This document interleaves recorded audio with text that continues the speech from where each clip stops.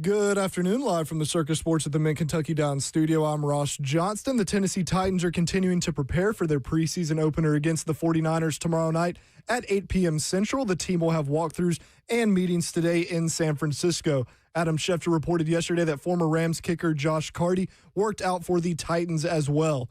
In NFL news, the Falcons announced that Tua Tagovailoa will get the start at quarterback in their preseason opener on Friday against Denver. Free agent cornerback Terrion Arnold had a tryout with the Seahawks on Monday and is heading up to New York for a visit with the Giants today, per Jordan Schultz. Lastly, in NBA news, Shams Charania reported that 9-time All-NBA guard and one-time league MVP Russell Westbrook has retired after 18 seasons in the league. For all your foundation repair and your waterproofing needs, visit USSTN.com. Breaking news at once on your home for the Titans of Vols. This is 104.5 The Zone.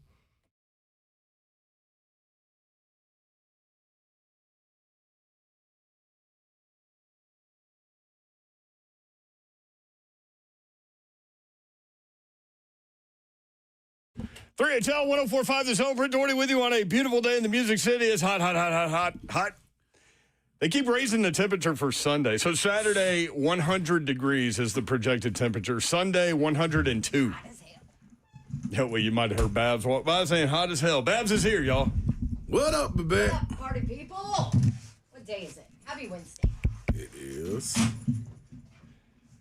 It is Wednesday on the big show, which means Hump day. Slay Dog is back, y'all. I'm in the building. Back up in this thing like I never left. We will get to the Patriot games We missed you, Slay. at I 4 missed y'all, o'clock. man. We missed you. Yesterday, I closed the show by saying, hey, Babs, this is exactly the kind of show that we do when you're not here. That's what I'm talking about. And I participated. And Good she job, Babs. stood on the accelerator. Way to hold down. Here's the other thing. We all made it. No 7-second lack of gravity deal. Isn't it we made 10:30 tonight? No, it was 8:33 this morning. Oh, I saw. I think I saw NASA had to put out a They did. release like saying that's a viral hoax. It's fine. We're good. When it We're good. was about to go. Oh, to, we just added all up in that Shiano too yesterday. We had tried a to full figure it out. segment on it. We tried to figure it out like full segment, like an hour. We tried to figure An it out. hour? Oh yeah. I mean, we got Mike involved. Like, I mean, Mike and Old Hickory. oh yeah. Oh yeah. He said, "What if you put 10,000 ping pong balls in a airplane?" And we were like, "I hate word problems when I was in school, so." I don't care how long it takes Lisa to fly to 10,000 Albuquerque and George to fly to 10,000 pounds. Spokane. Yeah. Yeah. Get you. I don't know. We have an announcement. Ross, do you have an announcement sounder that Come on, you see Ross. on your board? I was playing with the camera shots back Come on, there. John Stone. Hey, stop playing with yourself. There it is. Wednesdays this fall, when he has time, because there's a businessman in here, y'all. Keith Bullock in studio. Double it. Bully, what up? Off the top rope Wednesdays. That's right. Let's go. Let's go. We were like, what time do you want to come in? You're like, top rope, 3 o'clock. 3 Let's go. o'clock. Let's get it. You brought gifts. Yeah, man. Jovial Coffee. You know, obviously I've been with Just Love, working with Just Love for 5 years, but This smells so good. within the coffee space, you know, I'm a hustler, man. So I learned how to. I'm a hustler. Yeah. You're wearing the movie I'm a Juice hustler, shirt. baby. Yeah. So, you know, I'm moving on from Just Love. I still have my store. Yeah. But, I'm in the process of selling my store. Okay. Selling my shares in Just Love, then moving on to Jovial Coffee. I'm glad where you we- said shares. I really was worried what word was coming next. Anyway, go ahead. That's funny. Shiano? Yeah. Nah, shares. We're That's talking right. business. And Jovial, it's we're doing import, export. We have a farm in Columbia where I didn't pick those beans specifically. Columbia, but like down south or Columbia, yeah, Tennessee? Columbia, South America, where we I source mean, I'm our sure beans coffee from Columbia, Tennessee would be great. No deal. I Ain't mean, touching this. I love Columbia, Tennessee, but let's go. Yeah, man, it's a very interesting process. It's Really? if you've seen the movie Blow, it's kind of the same way. I swear. Amazing. What are you talking about? Planes on like grass runways? Like just like how abundant it is, and like if you're getting coffee from me, I'm gonna give you the best deal because we have our own farm, and I know Hefe, the coffee Hefe. No, they I got thought you were Hefe. the Over here. elevation, Over here I am. the soil it comes from, the region. Yeah, and the thing about it is, the plan is to have, a coffee warehouse where we store the coffee that we source and do pour overs, like really for coffee connoisseurs where you can come in and learn about coffee. We have geishas. That's a honey I gave you. We have a washed, which it would be your typical standard. So, if you got a grinder, you give it away to somebody or make it happen yourself. Volcanic soil is what this is grown in. Dog, I don't Dude, even this drink is coffee. fascinating. But it smells so good. Like I would probably, how you do the He's not a coffee guy. You've never even that's had cool. a glass of Give coffee. it to somebody that is. No, but I would take one of the beans and just kind of suck on the bean and just see That's cool. if it Why don't you just I like try my a cup? beans and my espresso You feel me? martinis. So, see, you showed you get 3 of them. 3 of them. You know what they? Hold on, Bully. Do you know what they're for, Babsy? The 3 beans and the espresso. I told them like 2 weeks ago. Drink, drunk. Yeah. Happiness, Yep. Health. health, Yep. and does it start with a P? Pursue? I don't know. I don't remember. I thought it was Dude. 3 H's. No. We were drunk when And I we was fried. had this Yeah. I think conversation in that's Tampa. Was it love? I think No. I think it's wellness. Wealth. Health is wellness, though. Maybe right? it's health. Well, let's look it up. How God, about that? yo, we had this we had it. tested the waitress And she on knew it, and exactly. she knew. Yep. Mm-hmm.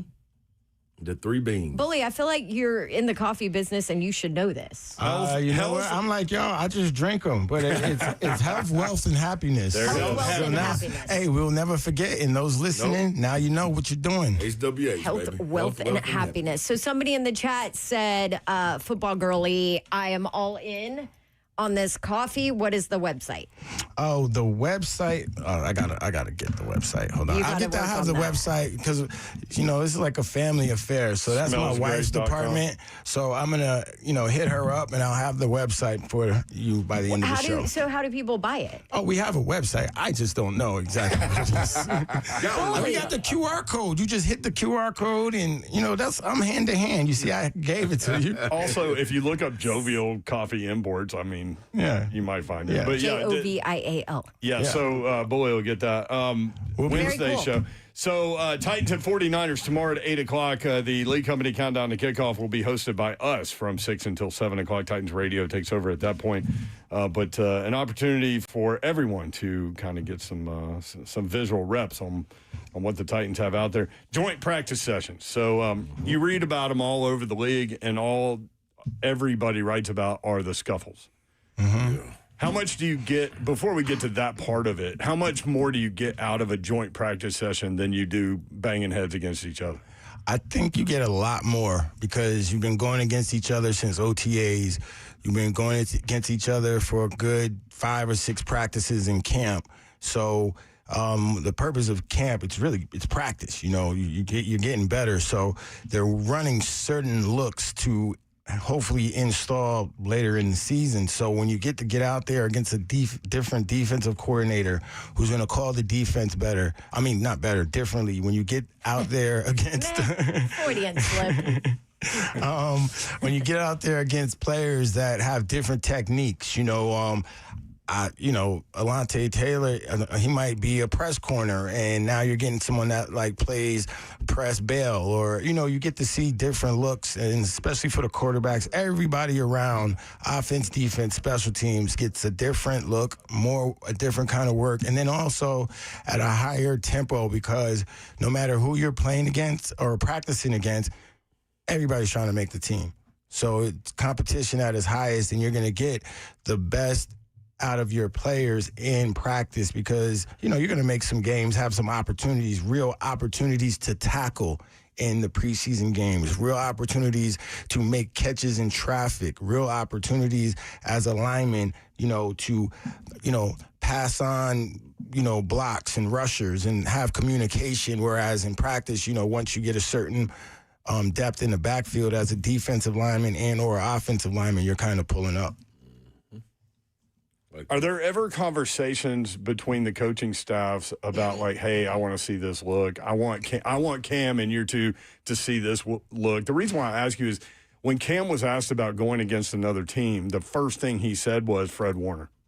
And watching him out there is a little different than watching the young Titans players trying to make the depth chart and all those things. Yeah, 1,000%. And that's one of the things the young Titans linebackers have to work on. Even when we were out there last week, I'll just watch little detailed things. I don't need to go to practice every day to find out. You know what I'm saying? I can watch 1 week, watch the game, go to practice the next week, watch the game, especially in the preseason. That being said, Fred Warner knows what he's looking for. We were sitting out there last week, and Wandell, he sat right there in the zone. Yep. The linebackers should have squeezed to him, but our linebackers are still looking at the quarterback. They're not looking up, and that's not a knock. He's a second, third year quarterback. But then when Cam says Fred Warner is an all-pro, Pro Bowl guy, so he knows on the snap of the ball if it's pass, I'm looking to my most dangerous threat. If I'm the Mike, which he is, if it's a 3x1 set, I'm looking right to number 3. If it's a 2x2 set, I'm looking to speed because that's my most dangerous threat as the Mike. And I don't know, I'm not in the Titans, locker rooms and stuff like that. But that's the next step. That's what you're looking for. It was interesting sitting there with Bully, because Bully's calling what route Wandell was about to run. And I'm like, dude, but he didn't go slant. He said because he saw the linebacker there. Why would he keep going? So he sat down. So as a slot guy, he has options. Yeah, it seemed that way. Yeah, it seemed like because they were in zone. And based off, I think Slay asked me a question. I don't really remember, but they were in. You called it. Right. They were in zone, and Robinson noticed that. So he didn't go all the way across. Now, if they were in man or if they were in some type of, matchup zone, he would have probably used his speed to get over the top and run through the zone. But he saw nobody was coming, and that should have been the throw. But, So does that impress you about Wandell, that he's able to read that, or is that just what every slot receiver needs to do? Well, that's what you aspire to be as a slot receiver, to be able to read that. Wandell has been in Daboll's system for his entire career, so he's very comfortable. Like, he's going to make his plays, and, you hear everything about Carnell Tate and Iron Man. Yeah, that's cool, that's fine. They're going to get in there, they're going to play a role, they're going to get an opportunity, but Wandell Robinson is going to be the guy that Cam is looking up, right, because he trusts him. He knows what Robinson is going to do. And, it's going to be interesting to see how it all plays out. I'm glad you brought that up because, untrained eye, I love when you're out there and I stand next to you and I start asking you questions like Slay did. But untrained eye, I saw them do that 3 plays in a row where it went underneath. And so I started to wonder, is Cam and Wandell kind of on the same page at this point? Right.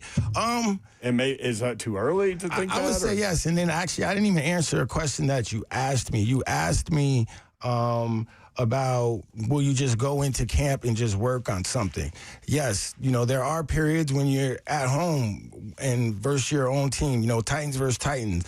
They'll script, okay, this is just all third down. We're working play action pass versus cover 3. That's what we want to see. So is it humorous to you when people try to evaluate what they're saying? Oh, he went 4 for 9 in practice today. You say that, Cosell comes on the show, he says you have no idea what they're working on right now. And then even with San Francisco, Saleh and Shanahan, they're boys. Okay, we're boys. We got practice tomorrow. We're having beers. Yo, you know what? I need to see these looks. You think you can give me these looks? And, can you give me this look on special teams? And you put a script together. You're not going out there to beat the competition. You're going out there to see what you have. And Robert, in both of those coaches' situation, because they're evaluating. It's camp. It's the second week of camp, and they want to evaluate, and they want to put these guys in the most strenuous, toughest situations to see how they react, because now they're going to be in those situations again on Thursday. Let's see how they react real speed. And they want it on the field, but they also want it on tape, so they can go evaluate that way too. For sure. They need to know who they're going to cut. Could you tell as a player, like, oh, this guy ain't got it? Yeah. You know what's the And you're interesting? like, this guy surprised me. Maybe he's going to make that kind of thing. You know what's always interesting in camp? Like you have the third year, not usually the third year guy who really has to make it, or even the second year guy that becomes a third year guy. They start off really hot in camp, like the first 2 weeks, like balling. James like, Williams, linebacker. Okay, cool. Stacking practices. And that's. But then it comes like next week, they're going to have a long week. They don't do anything, I think, until like Saturday or Sunday or something like that when Seattle's in town, right? Mm-hmm. So those are the dog days of camp.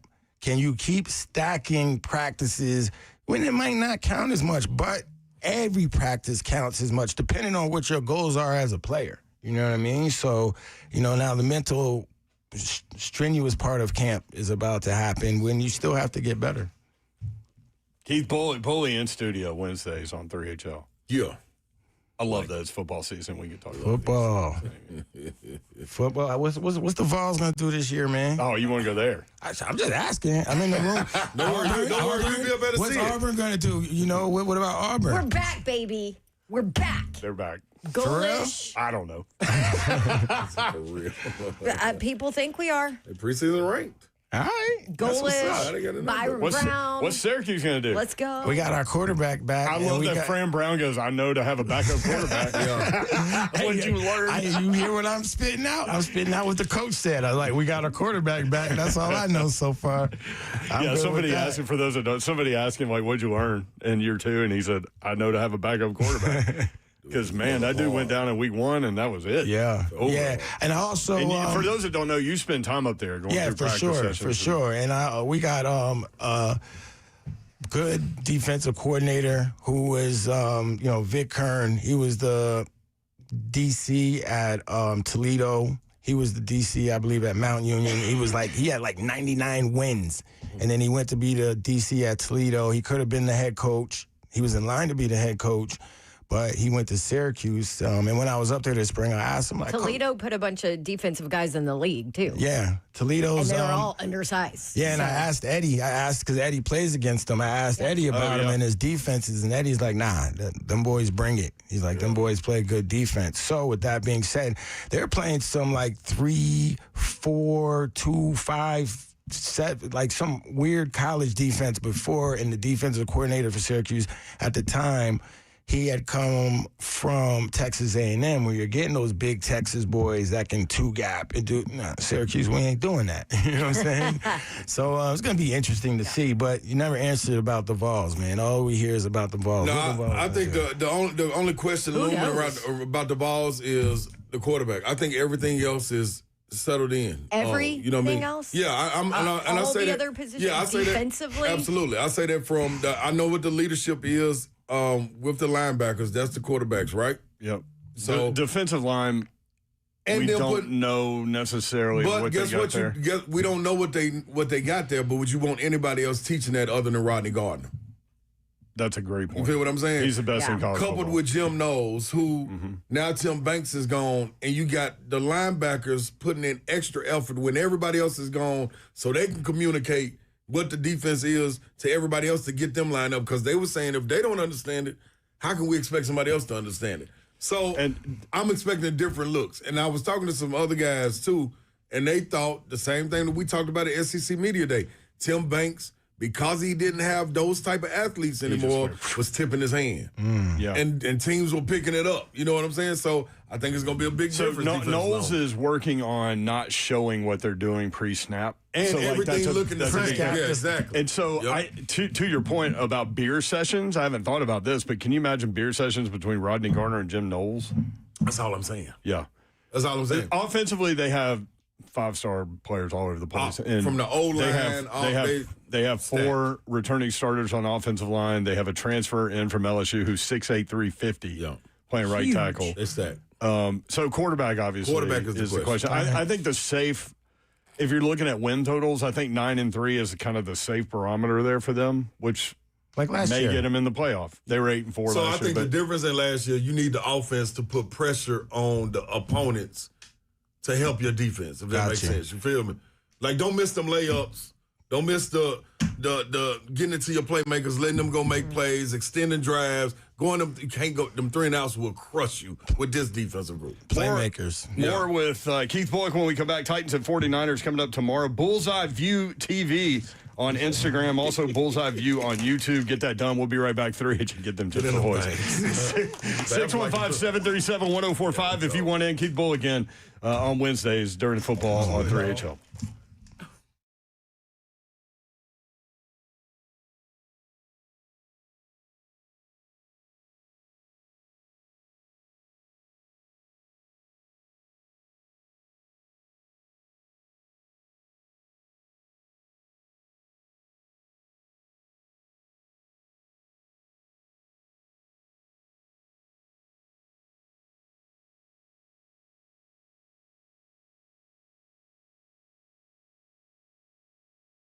eSpaces.com. Check them out. My guy, John Pirtle and his crew, locally owned and operated, eSpaces.com. Maybe you're looking for a new office situation. Maybe you're at home working on your countertop. I'm sure it's nice, but you've got distractions at home. These guys can provide you something other than that. If your current workspace isn't keeping you up with your ambition, it's time for an upgrade. eSpaces has you covered. Right now, take advantage of their exclusive summer special. Receive 20% off any premium private office or spacious suite. And here's the thing, they have many different options for you, many different sizes of space. They've got podcast studios as well. So check them out, eSpaces.com, 20% off. Get the quiet focus you need while also enjoying access to their vibrant, collaborative shared spaces and fully equipped on-demand meeting rooms. Again, I mentioned podcast studios. If you're looking to get that done, they have you covered there. They handle the overhead and the details so you can focus on growth. Visit eSpaces.com today to claim your 20% off summer special rate and book a tour. And here's the thing, odds are, like, you can do short term if that's what you want to do, but odds are you're going to do long term. And if you do, then you can decorate your office however you want. Whatever you're looking for, they've got you covered. Want to check it out? Tours available now. Reserve your space early. Visit eSpaces.com. 12 Middle Tennessee locations, 15 total. That's eSpaces.com. Check them out, eSpaces.com.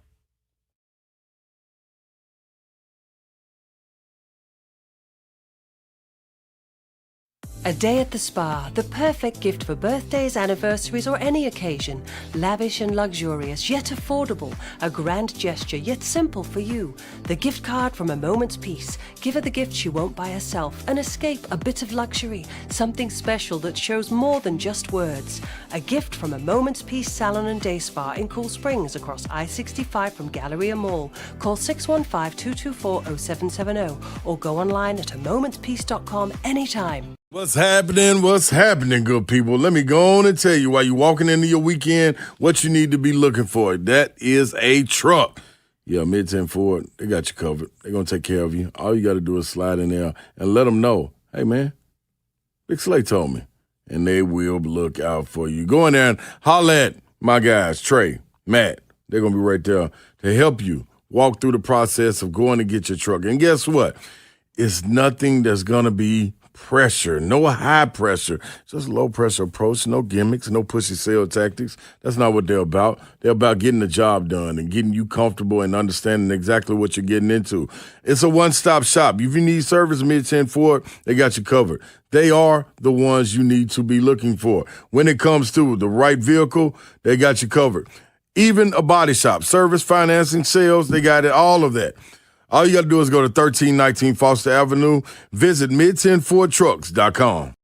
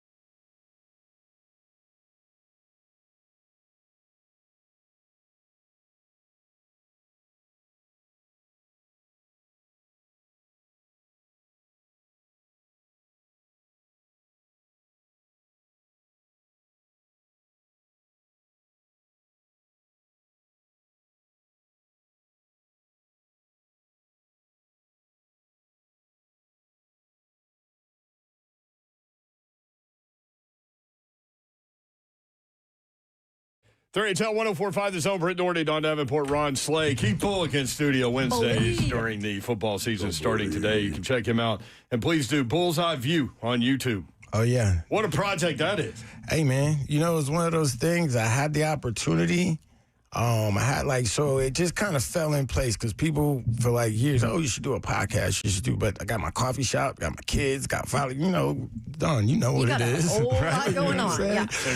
And to do a you need podcast. ChatGPT to keep a hold of your calendar. Yeah. And then podcasts, like everybody's doing one. So then it's like, how can you be different? Right. And then like I sit back and I like kind of pay attention to the landscape. And then my thing with Bullseye View is, it's really, conversations, conversations with former Titans, former football players, former, athletes, entrepreneurs, people that I find interesting that I think that, the subscription followers that I'm trying to build will find interesting. Obviously it's sports-based, it's business-based. I've been doing business almost as long as I've been doing business longer than I've been than I played in the NFL at this point. You know what I mean? And then that's a good point. Yeah, and then at this point too, what I also noticed and just fell into by accident is like as the franchise is rebranding, a lot of players that played for the Two-Tone Blue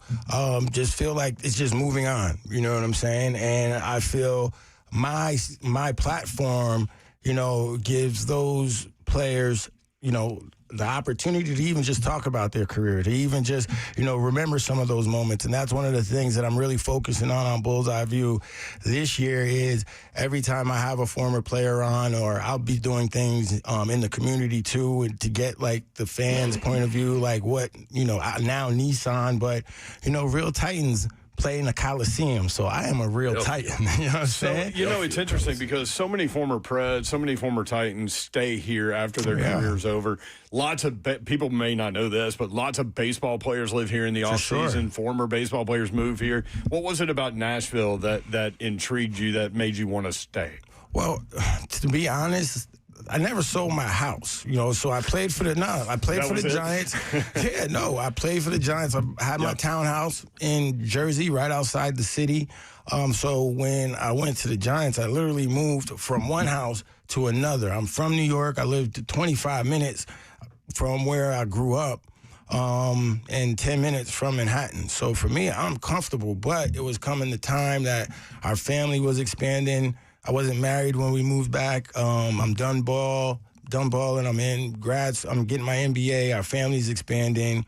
And we would always come back to Nashville every, 4 months to check the house out, use the pool in the summer, just, because we still had the house. And every time I came back, I'm like, damn, what's that? What's this? What's that? You notice how, the city started growing. City started growing. And, in New York, it was a hustle. Like, you got to really... Like, I was doing, like, the XM radio. I was doing the Fox. I was doing the MSG. I was going out to Bristol every now and then. So I had that going on. But it wasn't really conducive for pay. You feel me? So going back to school, get my MBA, and we came back to Nashville because it's like, look, I got a brand here. I played here for 11 years. 10 years. You're loved here. Yeah, all my kids were born here. My oldest is going to college next year. Next week. You know what I'm saying? So, and then as a former player, congrats. Appreciate it. You just dropped that in the middle of a sentence. And as a former player, you feel like you have you get the opportunities to work with, your the franchise you played for, if those are the opportunities that you wanted, you know what I mean? So I think, it all made sense. I love seeing you out at practice, obviously. Have there been regimes here where it was harder for you to, like, feel welcome over there as opposed to not? I would say Wisenhunt. And I say that because he never did nothing to me, but I heard the way he treated Blaine. You know what I mean? And that was crazy. That happened during a show that we were doing. So, and that's the thing. Like, I just didn't want even that situation to happen, because it's going to be a different situation with me. Blaine was not in the wrong in that situation. I don't know how Blaine handled it, but I'm sure I wouldn't have handled it much different than he did, because our temperaments are kind of similar, you know what I mean? And I didn't work for anyone, so it's like, look, homeboy. I just know, like, even from our perspective, it changes based on who the head coach is. Tell the what story of what happened with Blaine. He went to grab a Gatorade or something. Okay, so when Fishbone was here, we would do shows out there during training camp. You know that. Yeah. You were playing back then. And so we had kind of an open door policy. So inside the locker room, this is probably not the best policy, but we could go inside and get a Gatorade from the bin or whatever and come back out. And a lot of times it was sitting right outside the locker room door, too. Yeah, I remember. Yeah. And so Wizenut takes over, and Blaine goes in and gets us some Gatorades and then comes back out. The next day, they had a guard at the door. And so Blaine simply, and he could tell the story better than me. I hate to put words in his mouth if I don't remember it correctly, Blaine. I'm sorry. But, I mean, in big picture terms, Blaine was like, hey, man, we've always been able to do this. What's going on? And then Wizenut's wife started in on Blaine. So then Blaine was like, so they're having a conversation. We're trying to do a show, and this is going on next to us. Dang. And then after practice, here comes Wizenut, and him and Blaine have a discussion. And I think they settled it, but it was just like, man, this is not necessary. Yeah, I mean, and I have no idea what Wizenut's doing now. I had zero relationship with that guy. Also, didn't he have more important crap to worry about than whether Blaine Bishop, one of the greatest ex-players, is grabbing a Gatorade? But I think as a husband, once your wife gets involved, then there has to be a conversation. Yeah, but then at the same time, why are you getting involved? You know what I'm saying? And that's not my business either. It's not my business either. But to answer your question, Wizenut, and then every regime that comes through is like, oh, you know what I mean? You come through anytime. I mean, you can now, right? I really could have. I could have last year too. I could have the year before. But for me, it's almost like, what's my point of being there? You know what I mean? Why am I going to practice every day? I don't work for any, radio or television or whatnot. But now you work for us. Yeah, I work with you guys. With us, sorry. But with Bullseye View, especially now for camp, you know what I mean? I'll go through once a week. I'm going to go through next week. I'm going to go, because at the end of the day, look, they ain't getting no real defensive perspective anywhere else but Bullseye View, and y'all can figure it out. Titans Radio is great, but they don't have any defensive players within their, on their team. So Bullseye View, YouTube, come check me out. You know what I mean? I love hanging with you at practice and just kind of picking your brain, because as Slay said, you can identify what's about to happen before the snap even, which is awesome. But you like to stand like behind the end zone. So like you have that linebacker view. Yeah. Slay does the same thing. And I was asking you the other day, and you were like, this is how I learned it. Yep. That was one of the very first things Coach Mack told me. You want to watch a defense, you stand behind him. Yep. Yeah. That's exactly what it was. Easier for you to see there, right? Yeah, so for me, like, I didn't miss many practices, but I put myself in the game. So if I'm standing behind, like, I know I'm looking at sets. Motion sets, yeah, I'm looking at sets. Like, it's very easy. It's like 2x2, okay, I'm looking at this. They motion, they want to get the 3x1. And if I'm really watching a game and studying, by the second half, I know their tendencies. You know what I'm saying? And the thing is, as a player, 3x1, number 2 is the crosser. I'm not going to play that per se, because it could be a run. It could be a totally different play, but I'm going to play the tendencies. You know what I mean? I think. Go ahead, Babs. No, you're good. No, I was about to ask about the linebackers. My bad. So, what do you think where guys like Cedric Gray are? What do you think guys like James Williams, like Yoro mentioned earlier? Diabate's listed as a starter right now. One. It seems like Ced Gray is flying around just from watching camp. Right. And Cody Barton's not giving up his job easily either. Oh, heck no. Well, that guy? They have depth. And they got a draft pick. Yeah, they got depth. And if this defense, it's 4-3 defense, and if it's anything like I remember, if it's anything like ours, the way we played, as a linebacker, you see, it comes to my head, one back, one gap. I'm really only responsible for one gap because they don't have really too many two-back sets. Now, they can get to that with the tight end if they motion him in the backfield and use him as a fullback, but then expect the puller or the downhill play. But I feel like they can run around and play free because there's nothing really to think about in the run game. You just have to be fast, play with your hands, get down in your gap, and don't get washed down and put, those type things. It's in the pass game, and obviously Cedric Gray was a top 5 tackler in the NFL last year. You know what I mean? A lot of plays, but it also says he's around the ball a lot, though. Right. So now, as the defense hopefully gets better and solidifies a little bit, let's start making some plays in the pass game. You know what I'm saying? Let's make some, and that's what the Titans need on both sides of the ball. I know, Slay, you're asking about the linebackers. I think they're coming along well. I like 52 when he was out there. He was flying around. So I'm I'm looking forward to see how that translates on tomorrow in the preseason game, because now it's tackle to the ground. That's one of the sloppiest things in preseason and in the beginning of the season is tackling, because you're just getting there. You're not getting there with your feet. You kind of get in there. Oh, I would have got him. I don't think you would have. That boy is 230 pounds, 6'3". On the shoulder. So along those lines, I think if I remember correctly, you liked playing in preseason games. Yeah. Or you thought it was let me not use liked. You thought it was necessary. It's definitely necessary. So for me, it's definitely necessary. You can't go in worrying about if you're going to get hurt. I always had to make a play in the preseason, like a big hit.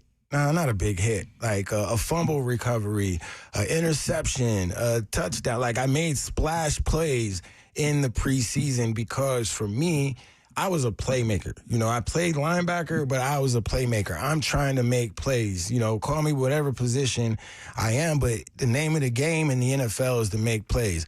Jeffrey Simmons is a playmaker. You understand what I'm saying? So the Titans need to establish more playmakers. That's why the preseason is important. You don't know what these guys can do in real time. It looks good. It's sweet out there the last week, but, word on the street is San Francisco stepped up, kind of treated them like a 3-14 team. You know what I mean? And that's no big deal in preseason. You get that on tape, and then you get better. So that's why I was saying, all right, cool, we'll see the preseason game on Thursday, and we get to evaluate that. But then who's going to come back and step up next week at practice? Because not everybody's going to show well. Yep. Not everyone's going to show well tomorrow.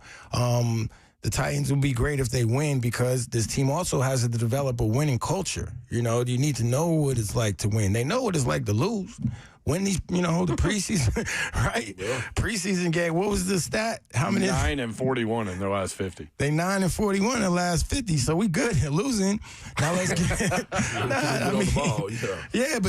if you want to turn this thing around, that's why the preseason is important. And I like that the starters are playing. And what do I expect to see from offense tomorrow?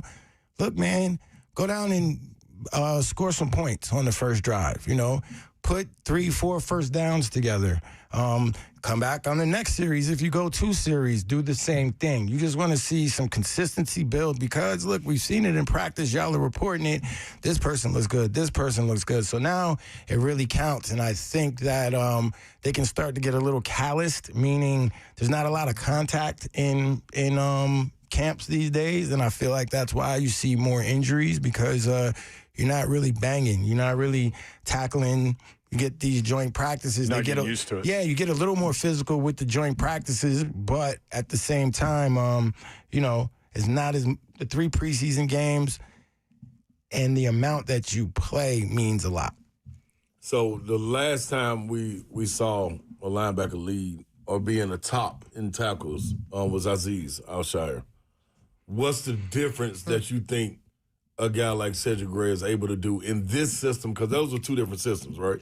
The one Azeez Al-Shaair played in when he was here was a totally different system. Right. Azeez Al-Shaair plays in a similar system than the one that they have here in Houston for sure, because they run a 4-3 defense, and the one they run in Houston is similar to the one that we ran here when I was in Tennessee, and I say that solely because we had heat off the edge. Yeah. I don't know who the heat off the edge is. We know Jeffrey Simmons is gonna, demand a double, triple team. And all that says for the D lineman is I gotta beat my one-on-one. Go win. I gotta beat my one-on-one. Which is all you want. That's all you want is a one-on-one. Yeah. You know what I'm saying? Yeah. One-on-one. That's like, right. oh, snap. It's like you got the ball at the top of the paint. Yeah. I'm about to rock him to sleep. It's all now. Yeah. Yes. So, I say... Cedric Gray should be able to Cedric Gray, Cedric, any of those linebackers, because you could run, right? Think of Patrick Willis, Navarro Bowman. You could run. Keith Bullock, David Thornton, Stephen Tutt. Like, you can run. You can run. Totally. And you can play. You have to be up on your pass game, man, because you can make a lot of plays in this defense if you understand – where you fit and what the offense is trying to do to you. Yeah, they keep talking about they want the front four, the defensive line, rushing the quarterback, zone behind it. But here's the thing, right? That's why it has to work.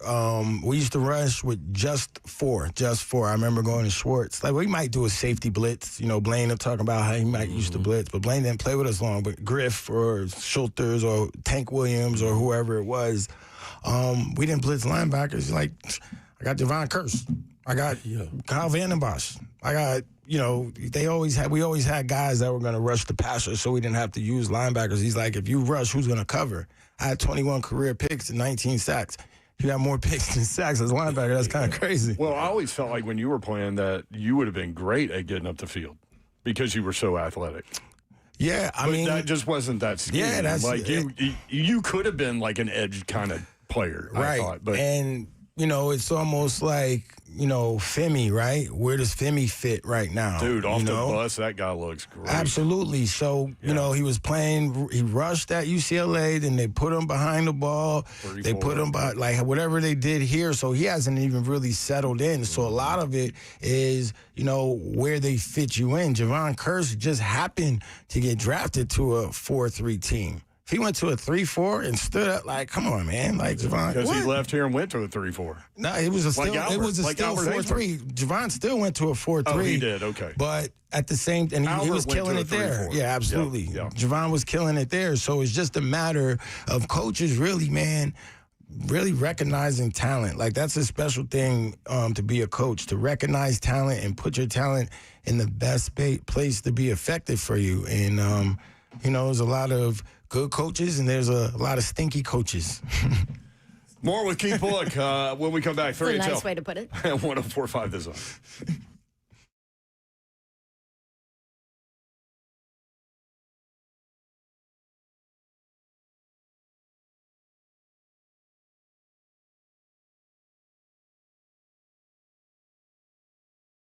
Summer heat picking back up, it can wear you out. Everybody, no matter who you are. Male, female, it doesn't matter. But if you've been feeling drained and even you inside the AC and it just might not be the heat, that's where you need to go get checked out. Low T can take care of all that. 1 in 4 men from 35 to 50, they have low testosterone and low levels, energy, sex drive, motivation, mood, and more.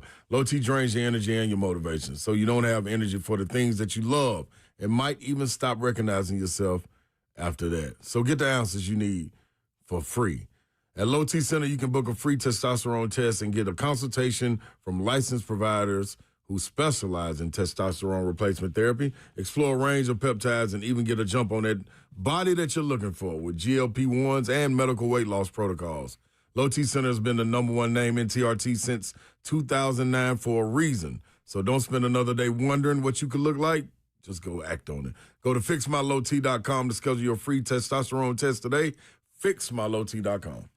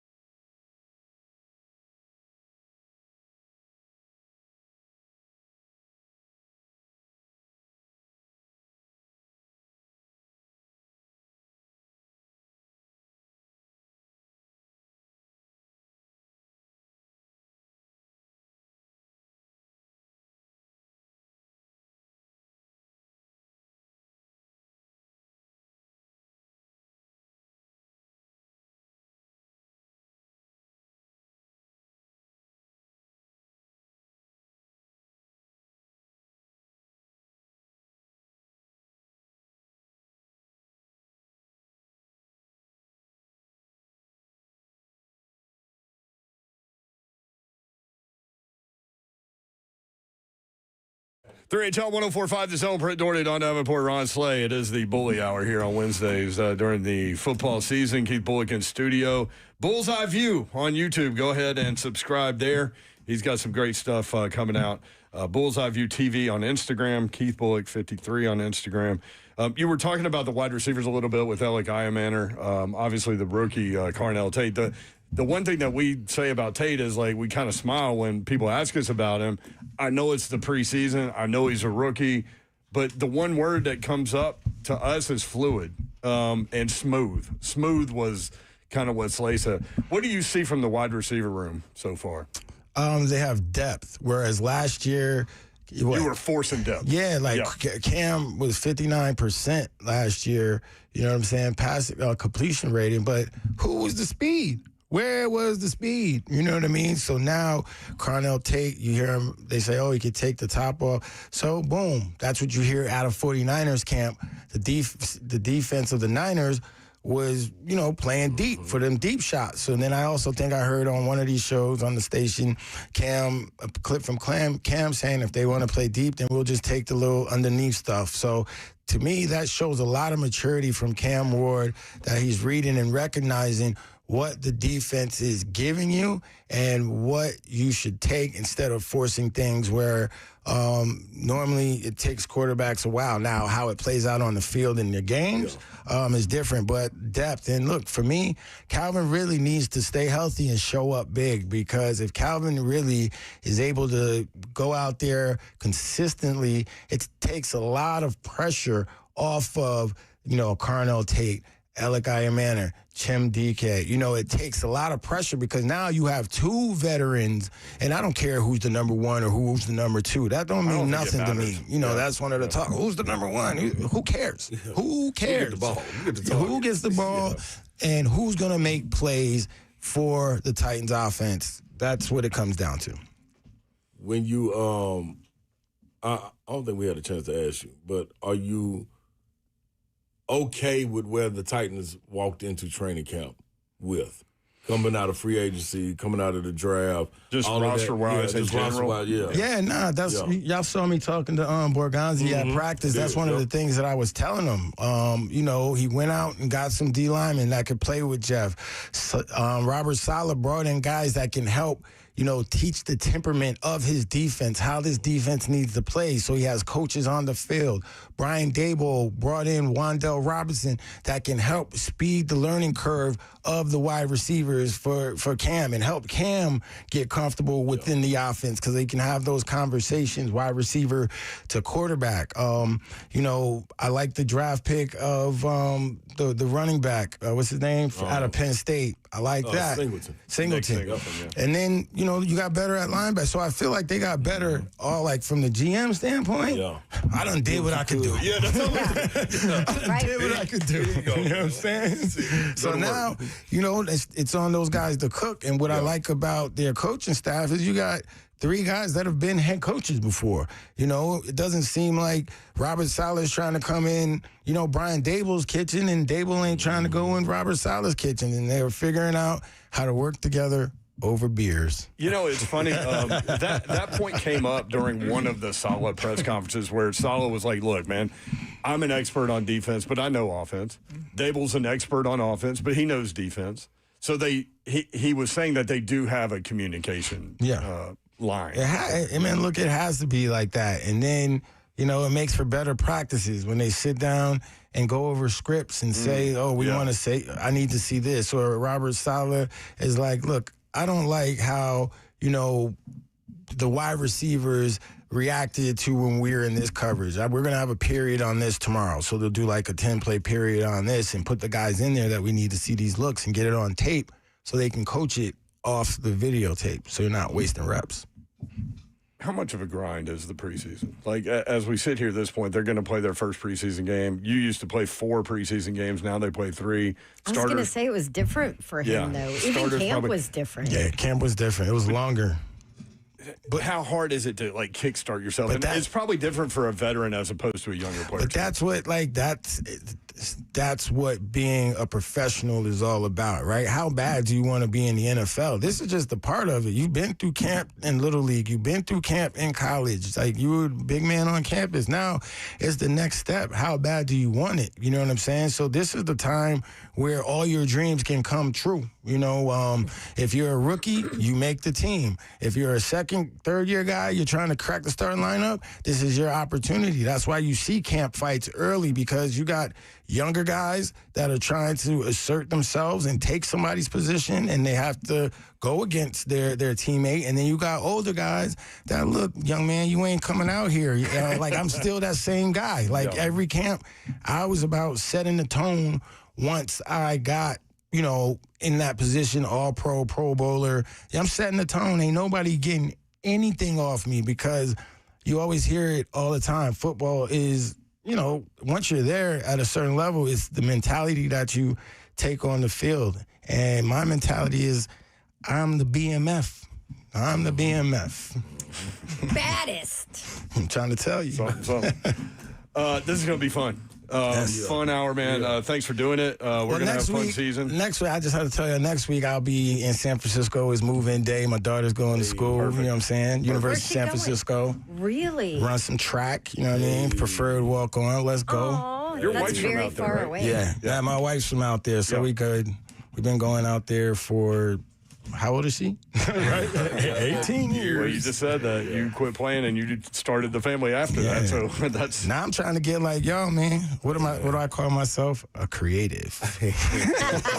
Sports entertainer. Hey, listen, Can we call you an influencer? you're an OG. I don't want to be one of You're an those. OG. You can call yourself whatever you want. It's one of those young kids on the on like Twitter or something call me. I've commented on one of these things like, man, you're an old head anyway. Don't nobody care what you say. Whenever you're in town on a Wednesday, come in studio. damn When right. you're not, we can do it by phone. If you need to do it another day, we can let people know. I'll be here. I need let to eat people these know. snacks that Slay be having. So I'll Slay be always here. has Eat them snacks. all, so I won't. Keith Bullock, y'all. Keith Bullock 53 on Instagram. Bullseye View TV on Instagram. Bullseye View Year-round, on too. YouTube. He goes into basketball, too. Just want to throw that out there. My man Slay. Okay. John, I gotta have you on, man. You What's couldn't up? wait 20 seconds to put that Chips Ahoy in your mouth. You know who you're just like? Slay. You better know it. All right, more 3HL. Jim Wyatt's going to check in from Santa Clara next. Stay tuned, 3HL 1045 The Zone.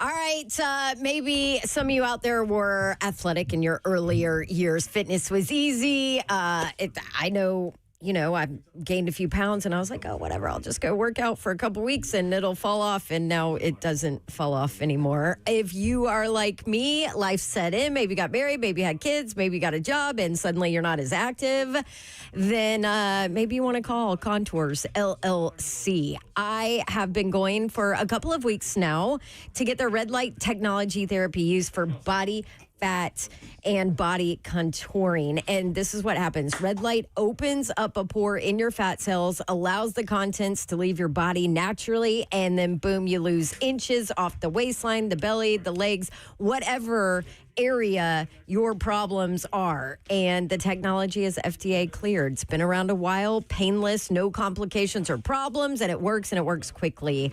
On my first visit, I lost almost 4 inches. I did my belly area and my legs. So imagine what they can do for you. And we'll give you a Dawn deal, because I insist with every place I go that they need to offer a Dawn deal.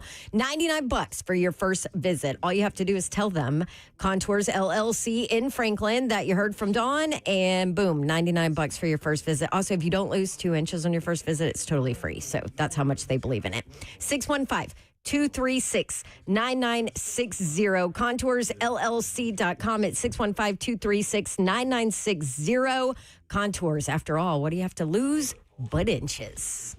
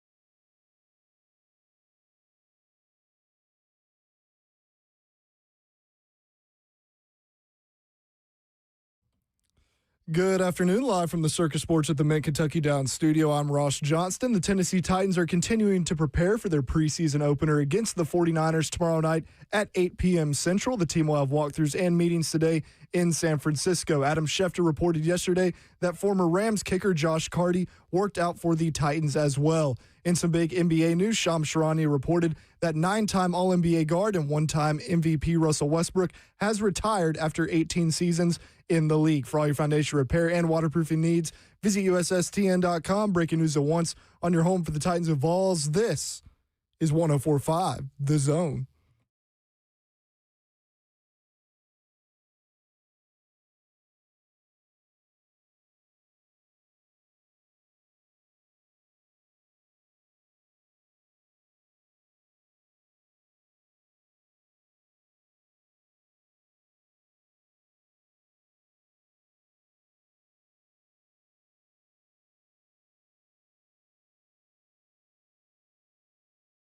HL 104.5 The Zone, Britt Doherty, Don Davenport, Ron Slay, 4 o'clock hour, Wednesday, August 12th. In case you're wondering, we all survived the supposed 7 seconds of non-gravity that we discussed yesterday. I guess, although it could be tonight at 10:30. Yeah, y'all came up with different times. But when I looked it up last night, they said 8:33 Central Time in the morning.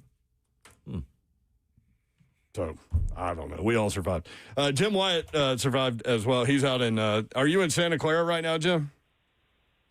I'm actually on the Caltrain. I'm coming to you live on the Caltrain, which is en route from San Jose to San Francisco, and I think I'm actually passing through Santa Clara as we speak. I won't be here long. This thing's moving at a pretty decent rate of speed, but Sunnyvale, and then we'll be in San Francisco probably about an hour. So is this one of them luxury trains where you sit there and they serve you like food on fine china and Blanton's and stuff? I got a day pass for $21.50, so it's about $11.25 each way.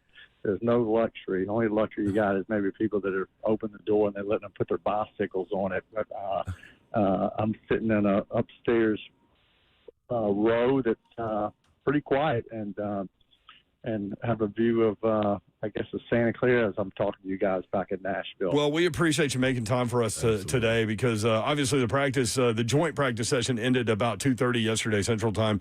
So all of you guys were working and I told Slade this is the first time we've had a chance to talk about the joint practice with someone who was there. So big picture, what was your take on what happened? Because it was interesting just as an information consumer watching Titans media and San Francisco media talking about the same practice in much different ways.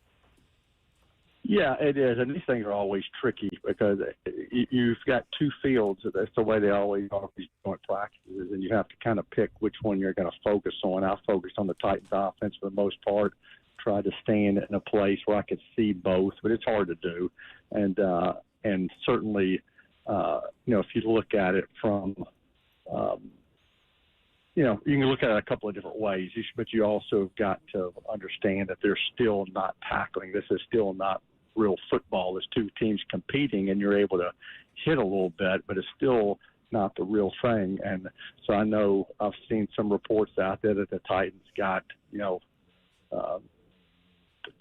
a wake-up call, stuff like that. I don't believe that. I mean, I certainly think there were some plays early on where the 49ers defense got their licks and it started some fights and maybe it looked like they were the more physical team.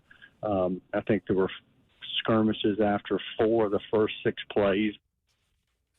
I don't know. I mean, it got the crowd excited that was there and checked out in 49ers gear. But the reality is, Cam completed his first 5 passes.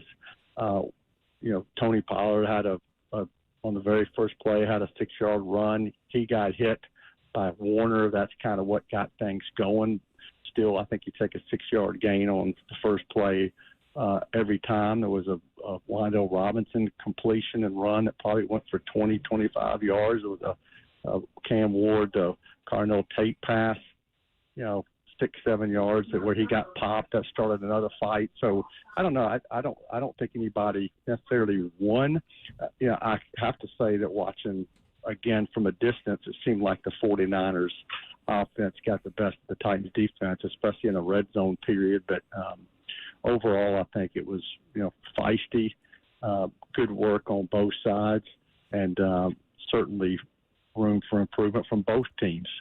Just listening to Coach Sala and some of the interviews afterwards, what do you feel maybe was the biggest takeaway or biggest thing, I don't know, the Titans maybe learned or realized from that session? And this is to preface that with, we don't know what the coaching staff told each other. Hey, this is what we really want to work on or need to work on, or can you give us this look? Like, we don't know any of that kind of backstory. But what do you think is the biggest thing the Titans kind of gained from just that joint practice? Yeah, and it's hard to tell from based on Salah's words because, again, he's one of those guys that's got to pick a field, and he stayed with the defense the whole day. He didn't see anything from the offense. So we're talking to him, 5 minutes after this thing ends, and all he saw was what he heard on what maybe people told him.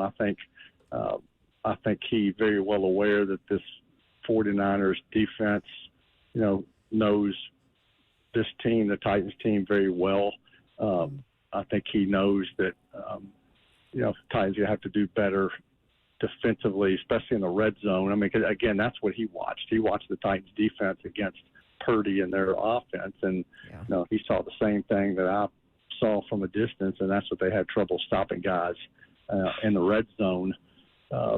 He made it very clear that he expected to play.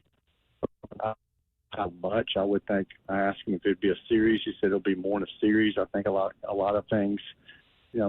It depends on how that series goes. If the Titans have a 10-play, 70-yard drive on the first series, I think that's good work. I don't know that you pull the starters at that point, but I don't think you get a whole bunch of more work after that. I think if you go 3 and out a couple of series, and maybe you handle things different. But this is just the first step, working against another team, seeing what you've got, getting guys used to tackling again. And I think the 49ers are going to approach it differently than the Titans tomorrow night. They've already said they're not going to play their starters much. And again, Salah's saying they're going to play their starters. So I think you got to also factor in that you don't want to have your starters going up against the backups probably for very long for a number of different reasons. So all part of trying to find out about your team, and he probably has a better gauge of what happened today after watching some of the clips. Yeah, I think when you get that opportunity to get your starters going in there, and I think that's good too, Jimmy, just from the simple fact of now we heard in the offseason about Big Jeff saying, the defense sometimes comes out and starts a little slow. We heard Cam speak about the offense. The offensive line also say we come out and start a little slow, a little sluggish at times. This right here, regardless of who you're going up against, is a great opportunity to start to set that mindset to say, all right, y'all, don't play around. Go out there, hit them in the mouth, get out the way so we can see the other guys. So I think that's a great opportunity for them. Yeah, it is, and we're officially in Sunnyvale too. I'll give you an update of my current condition. Jim, you gonna stop in Napa? You gonna bring us some wine home? I think this train stops. I think right about at Oracle Park is the end of the line here. So, it is an opportunity to kind of show what you're going to be about. Mm-hmm. I know there are all kinds of different schools of thought about how you handle the preseason. And I know sometimes when this team has started fast, people have said, "Hey, it's because you didn't play your starters much in the preseason. That's why you were sluggish at the start of the regular season." I think Robert Saleh, again, planning to play some of these guys tomorrow night is a sign that he wants to get as much work as he can that makes sense, where you don't risk your starters getting hurt. This is a new offense, a new coordinator. A lot of things are different, but I do think what you want to do is try to at least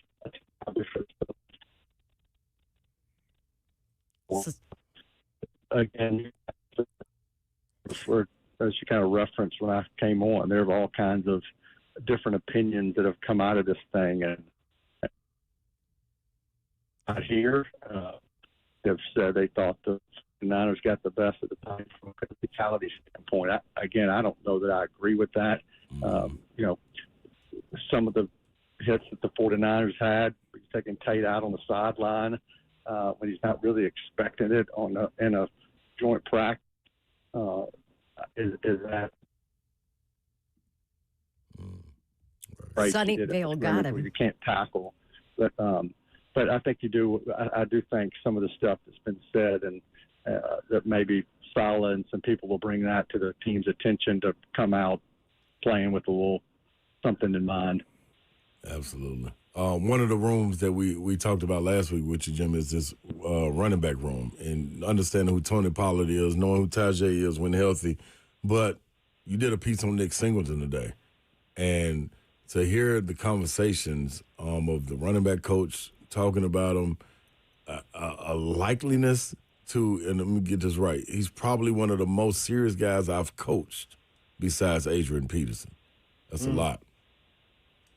Yeah, pretty impressive what they're saying about Nick Singleton early, and Cam had some really nice things to say about him after the practice yesterday.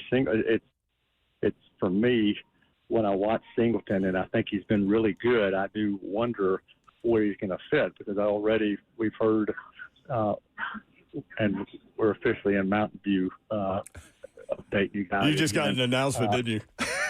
Yeah, I'm in Mountain View now, so beautiful this time of year. But it is interesting to see, because you've already heard Robert Saleh talk about Pollard and Spears being the bell cows moving forward. But I think that Singleton's been really good. Like, every time he gets the ball, it seems like he has a knack for finding green grass, as Randy Jordan put it. He lowers his shoulder and runs. There have been a couple of plays in practice where they kind of blew him dead because somebody touched him. He's not going down on those plays because he's a physical runner. So he's going to run through some of those tackles. He did it again yesterday. He scored a touchdown, but there's another play where he got into the space. He got touched. They ruled him dead. So I'm curious to see what he looks like now that you can tackle for real.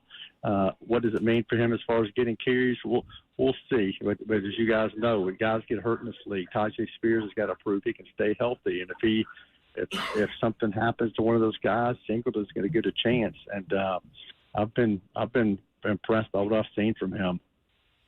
You been able to do anything fun outside of football out there? I know Buck was headed to Alcatraz. I know you like Ghirardelli like we do.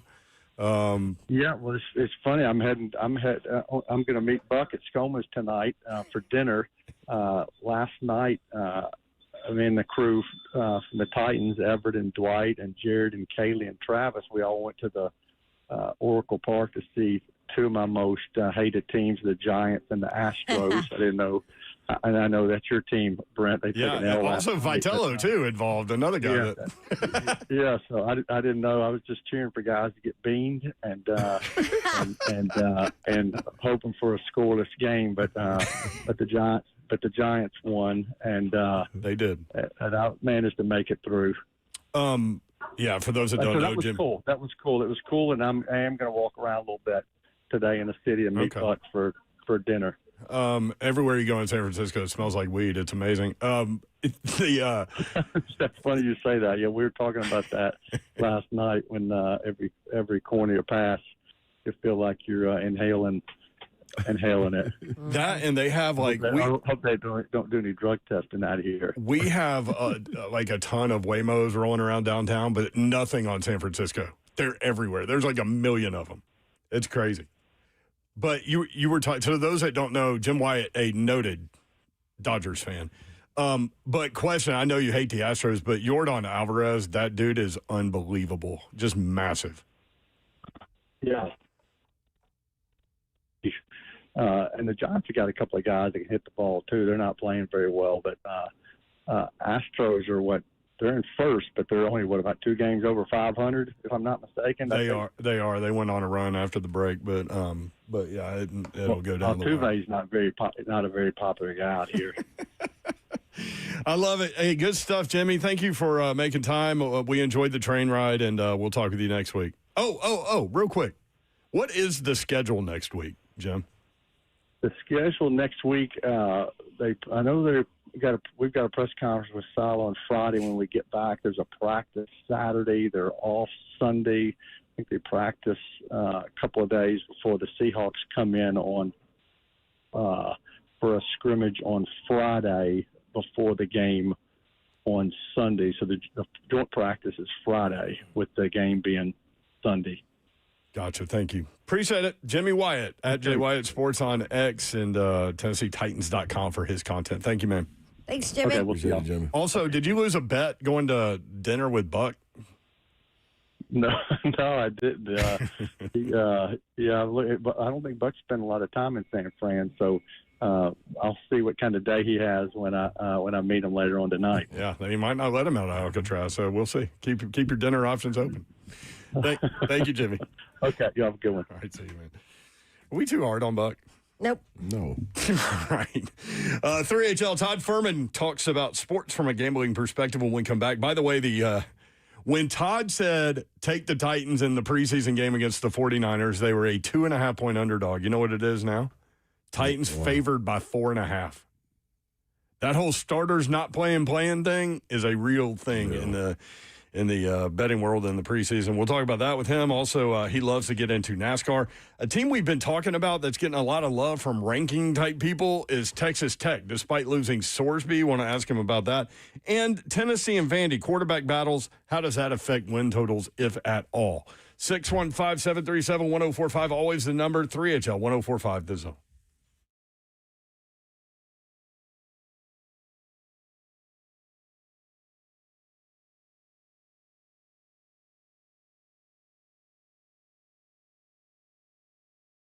Want to get sleep like you never have before? Well, it starts not only with the way you live, but the way you sleep and what you sleep on. That's United Mattress, theunitedmattress.com to be exact. Get over there, check it out, and I promise you, you will not be let down. I'm speaking from experienced people, not just reading from something. I'm giving you what I know because I use it. Being on the road, traveling like we do, there's plenty of opportunities to sleep on different beds in different hotels, some nice hotels, some just all right, but nothing like being able to go home and get in your bed, especially when you are laying on clouds. I know you're like, how you getting the clouds out the sky, Slade? Don't worry about all that. I'm telling you, it's just like it. There is literally no technology like this mattress in the residential market. Zero. None of it. Now, understand, you got the opportunity to go take advantage of it. No part of the body is sinking into the mattress. It's floating on air. Just go to theunitedmattress.com. And then after you get a good night's sleep, you can head on 65 to Franklin, Kentucky. That's right. Circus Sports at the Mint at Kentucky Downs now with the season right ahead of us, football season here. Maybe you want to plan a Saturday to just go hang out at Circa because it is awesome. Circus Sports at the Mint at Kentucky Downs. Their permanent retail sports book is there in Franklin, Kentucky. Short drive on 65. First exit once you hit the Kentucky state line. By the way, it's very easy to get to. And when I talk about this permanent retail sports book, it is a 2-story sports betting experience. Comfort, convenience, live excitement.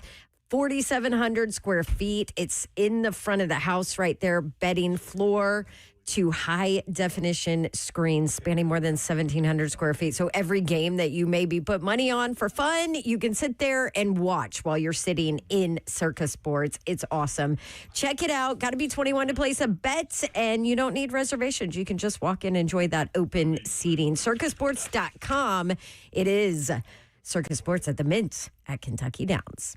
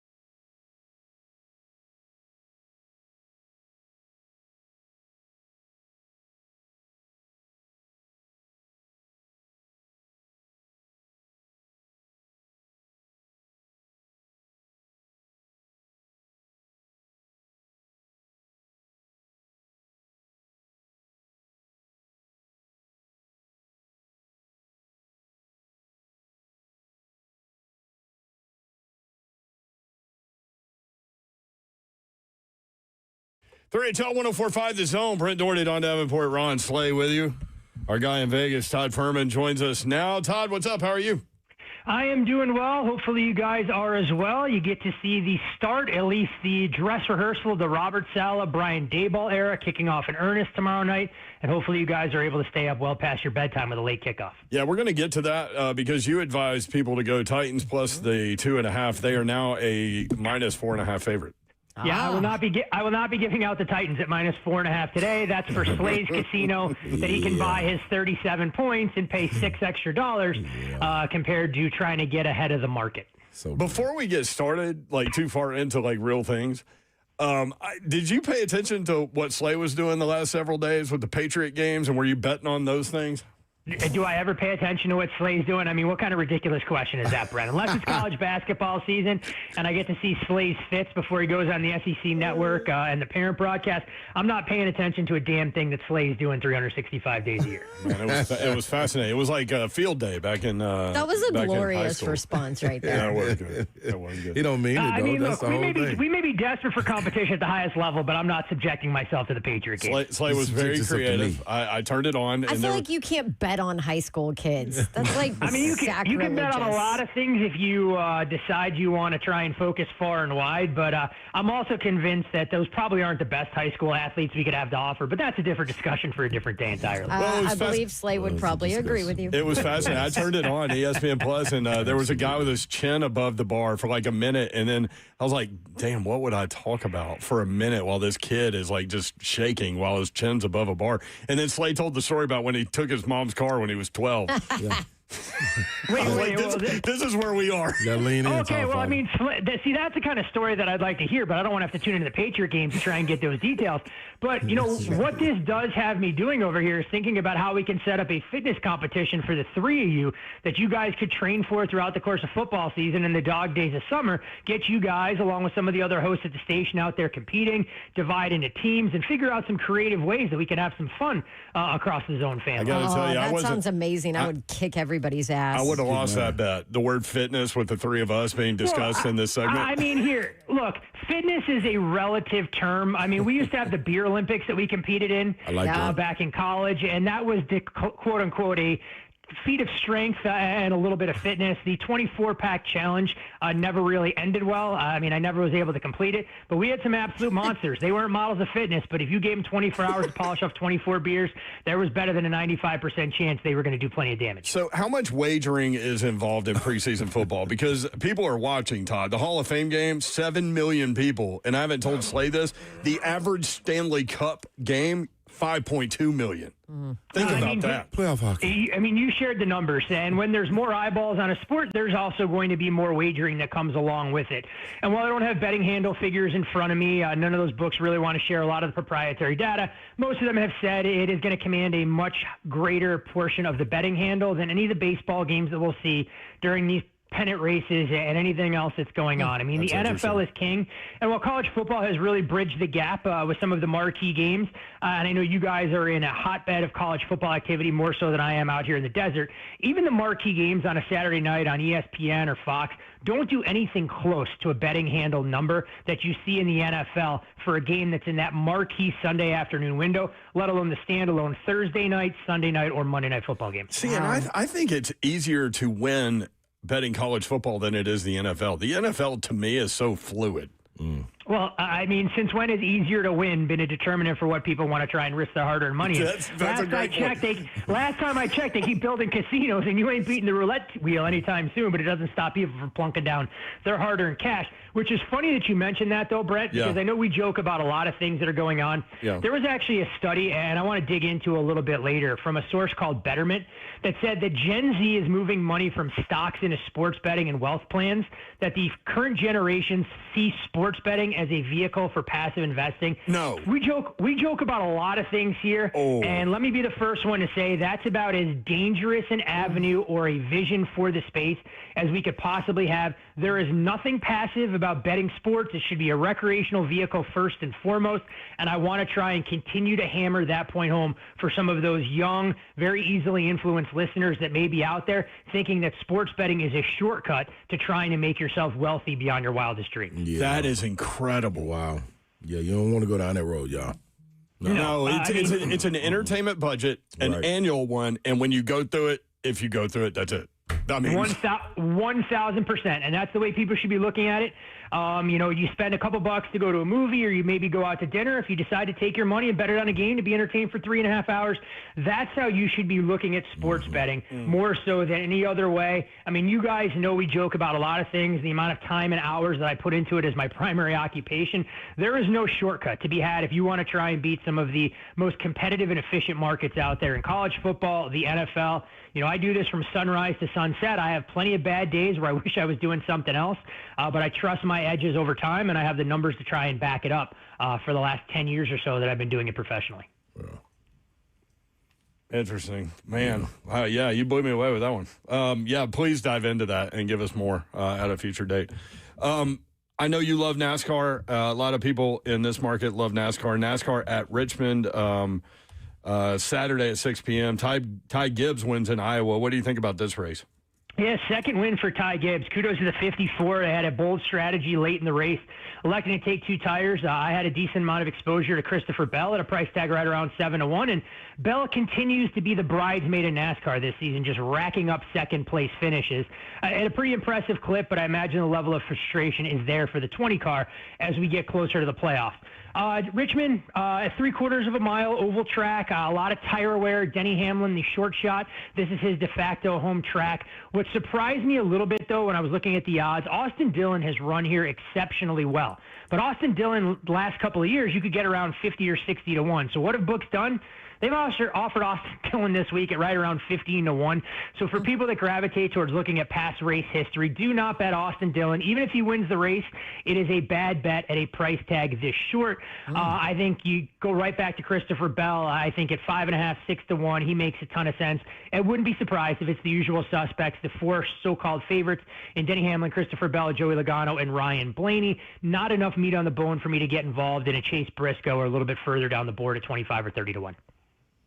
That's an interesting point. So, I mean, you talked about a guy that has shorter odds than 15-1, but you're looking for value, and you're looking at value in terms of how you break it down.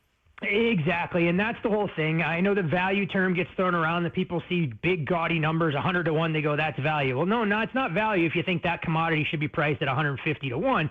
You can find value on a driver in NASCAR or a golfer to win outright if the betting market is trading such and such a driver at 5-1, but you think the fair price should be 3-1, that offers value. And I think, for all the times that we talk about it, and we'll get into more of the granular nature of college football and the NFL as the season gets closer.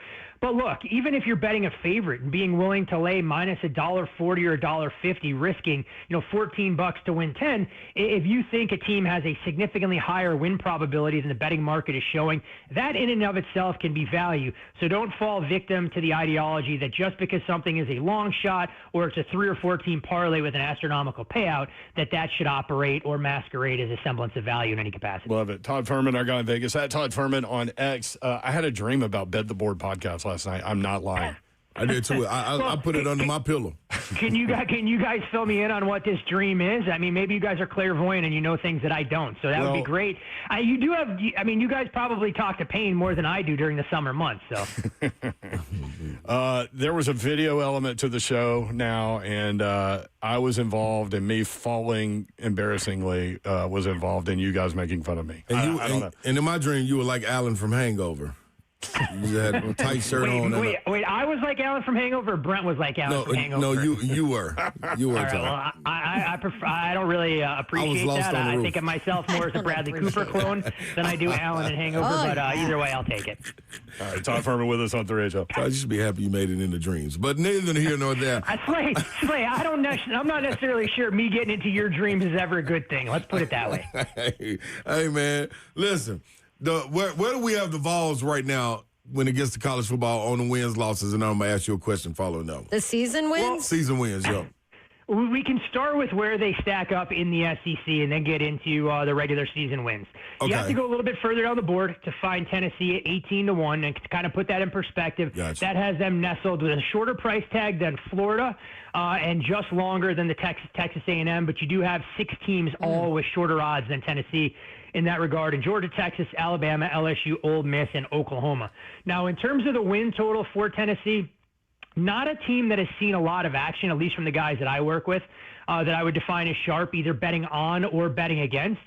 You look at their reg season win total sitting at 7.5. I know we've talked a little bit about the non-conference schedule and how important it is to be able to set the tone with a young quarterback going on the road in Atlanta and beating Georgia Tech. I think that becomes the first minor test that they're going to have to face. And then things get to be a little bit more difficult when you look at who Tennessee will open with in conference play. Yes, you get Texas and Auburn. Both games are at home, and you go on the road against Arkansas and a home game against Alabama. If Tennessee is going to be able to get to 8 wins or more or be a dark horse to get to the college football playoff, in my opinion, worst case scenario, you have to go 2-2 through that 4-game stretch, which probably means winning one of those, probably beating Auburn and Arkansas, at least on paper, and then a best case scenario being able to steal one from a Texas or Alabama, because the schedule over the back half of the season gets to be a little bit easier. I know going to Columbia, not an easy road trip against South Carolina, but who knows what we're going to get from the Gamecocks, and if Shane Beamer's their head coach then, or what Lenora Sellers has done. I'm not a buyer in Kentucky year one under Will Stein. I'm also not a buyer of Texas A&M, although Kyle Field, not an easy place to play. LSU, Lord only knows what we're going to see there, and Vanderbilt's a team that I'm selling. So I do see a path for Tennessee if things break the right way and Josh Heupel has a diamond in the rough and some of that quarterback talent he has on the roster, that this Vol team could flirt with maybe 8, 9, or 10 wins. I'd be closer myself to betting them over 7.5 wins than I would be under. Okay, and I was asking you that because would it have made a difference if they already had a quarterback established right now? Well, it depends. Are we talking about Hendon Hooker in his prime, or are we talking about what we got from Joey Aguilar last season? So it's always kind of a two sides of the same coin, trying to figure out what you have from a quarterback. Now, what's interesting, though, for Tennessee, I actually think it's good that they're going to test these young quarterbacks on the road against Georgia Tech at night before you get into the heart of SEC play. And there are plenty of opportunities with 4 of the first 5 games all coming at home before, they have to go on the road for their first conference road game on Saturday, October 10th, that they're going to have a pretty good indication of what this offense can be. But where I think this Tennessee team should be better this year than last year, I mean, defensively, they really fell off a cliff.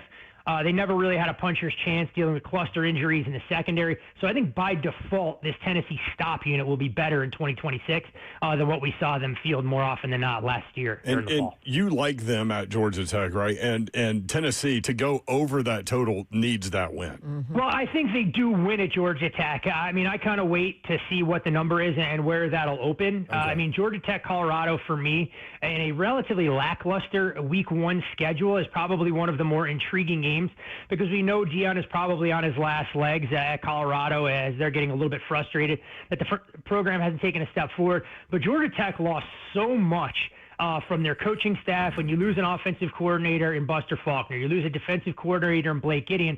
And for anyone who watched the Hall of Fame game last Thursday, I mean, it's a friendly reminder how Haynes King was the heart and soul for everything that this Georgia Tech team was. There's a reason that Mendoza's younger brother leaves Indiana to take the gig at Georgia Tech, and Aaron Philo bolts to follow his OC to Florida. So I think this is a little bit of a rebuild year for Georgia Tech, and I have them on the outside looking in for bowl eligibility. It's one of the bigger win totals that I've made, going under 6.5 at minus $1.50. Oh, wow. Okay. Tom, Father, let me take you to the NFL real quick before you get out of here. Any change in who Minnesota could be with them naming Kyler Murray as a starter?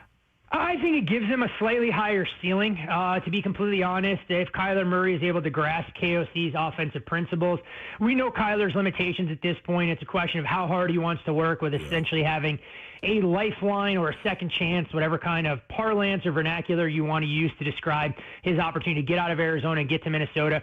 We've seen what KOC has done with, second-tier quarterbacks, and that's no disrespect meant to now Super Bowl champion Sam Darnold, but he was a reclamation project when he went to the Twin Cities until he turned into a pumpkin in the playoff game against the Rams. We've seen flashes of what Josh Dobbs could do leading that offense for short terms, and even Nick Mullins. So Kyler Murray brings a lot more talent. I like the weapons that the Vikings have in the pass-catching department, and while I do think the defense can regress some, I am very interested to see what we get from Minnesota on a week-in, week-out basis, and I have a pretty strong lean towards the Vikings being able to start out 1-0, knocking off Green Bay on the opening Sunday of the season. It's interesting. You were talking about quarterbacks, you and Slay, and game to game in the NFL, that's the position, whether a quarterback plays or not plays. Starting quarterback affects lines, right? What about quarterback battles in college, like Tennessee, Vanderbilt? Does that affect where Vegas is looking in terms of win total? It won't do a whole heck of a lot. Yeah. I mean, Tennessee right now, because it appears, at least on paper, and I'm sure Slay's got better moles on the ground down there in Knoxville. I have these guys rated pretty much equals, and I'm going to trust that Josh Heupel is going to name the starting quarterback to give them a better chance to win right out of the gates. Vanderbilt, I think, even when you have a 5-star recruit, which is a massive coup for Vanderbilt to get a local product to decommit from Georgia and decide that he wants to be part of Vanderbilt's legacy and their ascent, until you see him out there, it's so tough to try and assess where he is. But from top to bottom, just to kind of put things in perspective, if we're looking to identify the most valuable quarterbacks to their teams in college football, and that's also their skill set combined with the drop-off to their backup, you're looking at C.J. Carr, the only quarterback that our friend Brad Powers has valued of more than a touchdown. He makes C.J. Carr 8 points better than the Fighting Irish's backup, which is a little bit surprising, knowing that if you lose your starter, given everything that lines up for them, probably not going to bode well. He makes Arch Manning 6 points better than his backup in Austin, and the same thing can be said for Drew Mestemaker at Oklahoma State. What is interesting for people who were asking when I tweeted out some of those numbers yesterday, they go, how come we don't see Oregon on this list, knowing Dante Moore is potentially going to be a top 5 pick? Well, if Dante Moore misses time, yes, it's a downgrade, but Dylan Raiola, whether we like what we saw at Nebraska or don't, probably one of the better, more decorated and accomplished backup quarterbacks you're going to find for a team that has aspirations of winning a national title.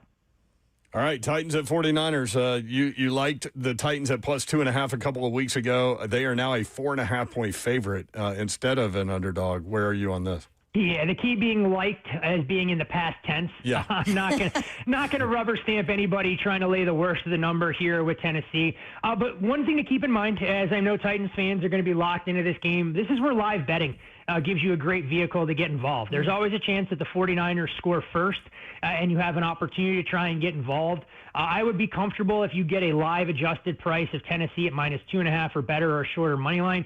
I like the fact that they have some quarterbacks that are somewhat capable. And maybe most importantly, you have a quarterback that believes he's one of the best 32 in the National Football League who may get some reps. So how did I know that was coming up? I expect him to go out there and run through brick walls if the opportunity presents itself.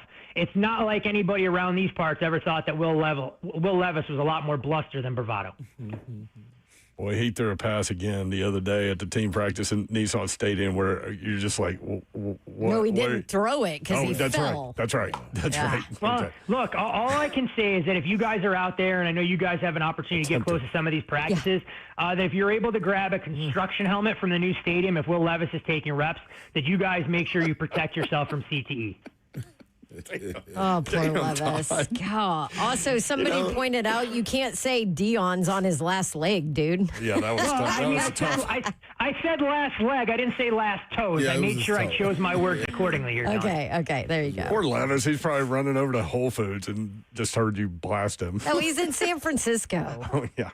Well, Maybe. I mean, I'm hoping he's going through his playbook. I mean, if we're betting on the Titans, the last thing I need is a Will Levis pick six deep in the fourth quarter when the Titans have a 10-point lead to squander a potential bet. It would basically like hitting the turn back the clock type stuff to 2 years ago, where Will Levis couldn't figure out if he was supposed to throw to players wearing the same color jerseys or just get rid of the ball and treat it like a hot potato or a hand grenade. God, the Titans did screw you last year a couple times, huh, Furman?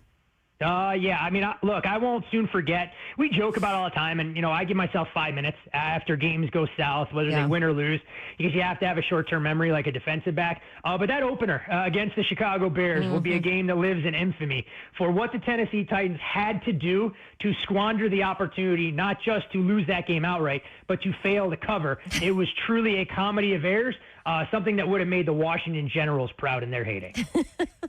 I mean, listen, Todd, Ted Lasso taught us, be a goldfish, 10-second memory.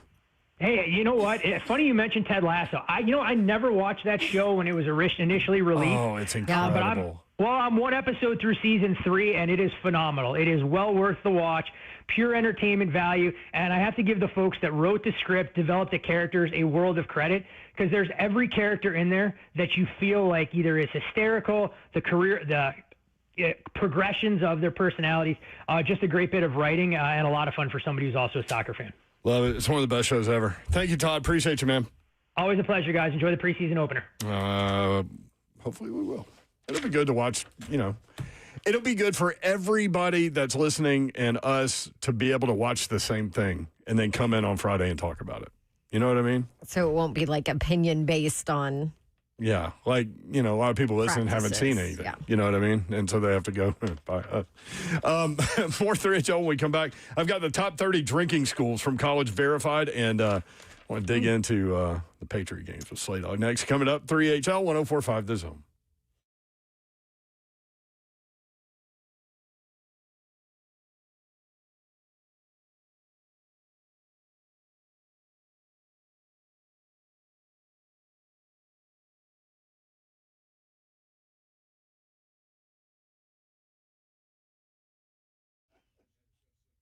New windows, new doors, replacement windows, replacement doors. Pella Windows and Doors of Nashville. That's who you need to call. And for the month of August, I'm giving you a dawn deal. Buy 3, get 1 free on windows and no payments, no interest for 12 full months. Replacement windows and doors has never been as exciting, has it? If you wonder about Pella, you think, okay, yeah, I've heard Dawn talk about them because I've used them in 2 properties and absolutely love Pella Windows and Doors of Nashville. But if you don't want to believe me, you can always go to Google and check out their Google reviews. 4.9 rating. How about that? And a ton of reviews. People talk about the process of installation, which, by the way, allows them to warranty their work. The sales, installation, service, the after installation, the staff is in place to take care of you, the customer. 10-year labor warranty on top of the lifetime warranties of the windows. You want to schedule a free consultation? They'll come to you. It's easy. Just do it online. PellaNashville.com.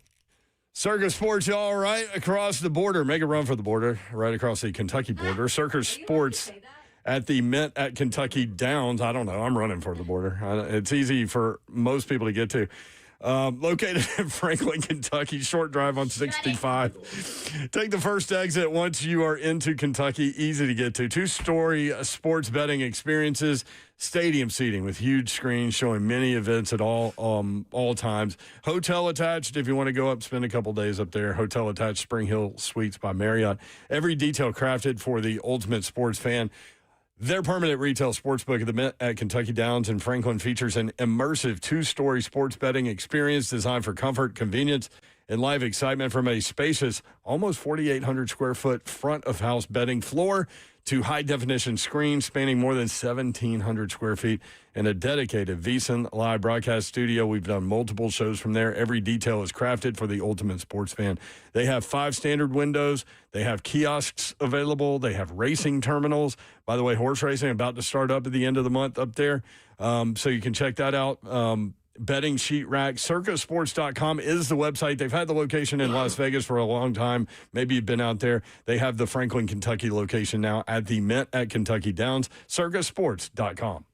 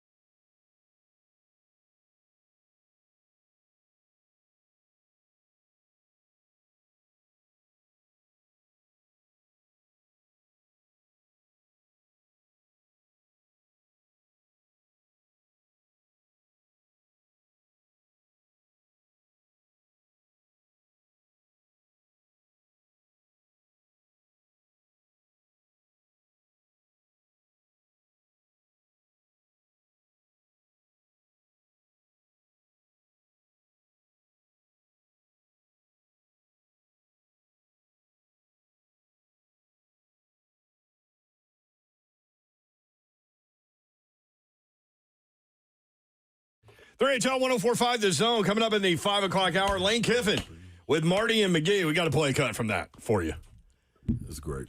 Because it was so good. Because we actually talked to McGee, Ryan, prior to them sitting with Lane at SEC. and Media Ryan Days. was He was very fired up. forthcoming about how much he was looking forward to that conversation because the SEC Network did a documentary where they went to Ole Miss and visited with Lane, and Ryan did all this stuff, and then It was right during that time. yeah, and so then he left right after that, and so Ryan was like, everything he told me was BS basically, and so we'll play that cut from you because he sat down with us a day before they did that.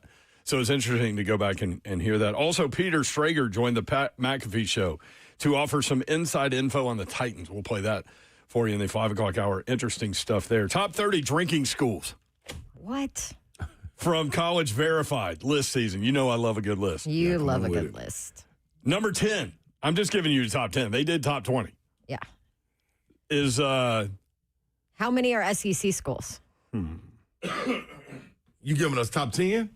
3 SEC schools in the top 10. Yes. Okay. Look how confused you're looking at me right now. Yeah, that can't be right. I don't know, man. Ross, is there's your some school on the That list? can't be right, dog. Not There's some quite. party schools. It absolutely is. Ross, where did you go again? Small liberal arts Christian school, so we wouldn't make that list. I know, Wheaton, but what is it? Wheaton College. Wheaton, that's right.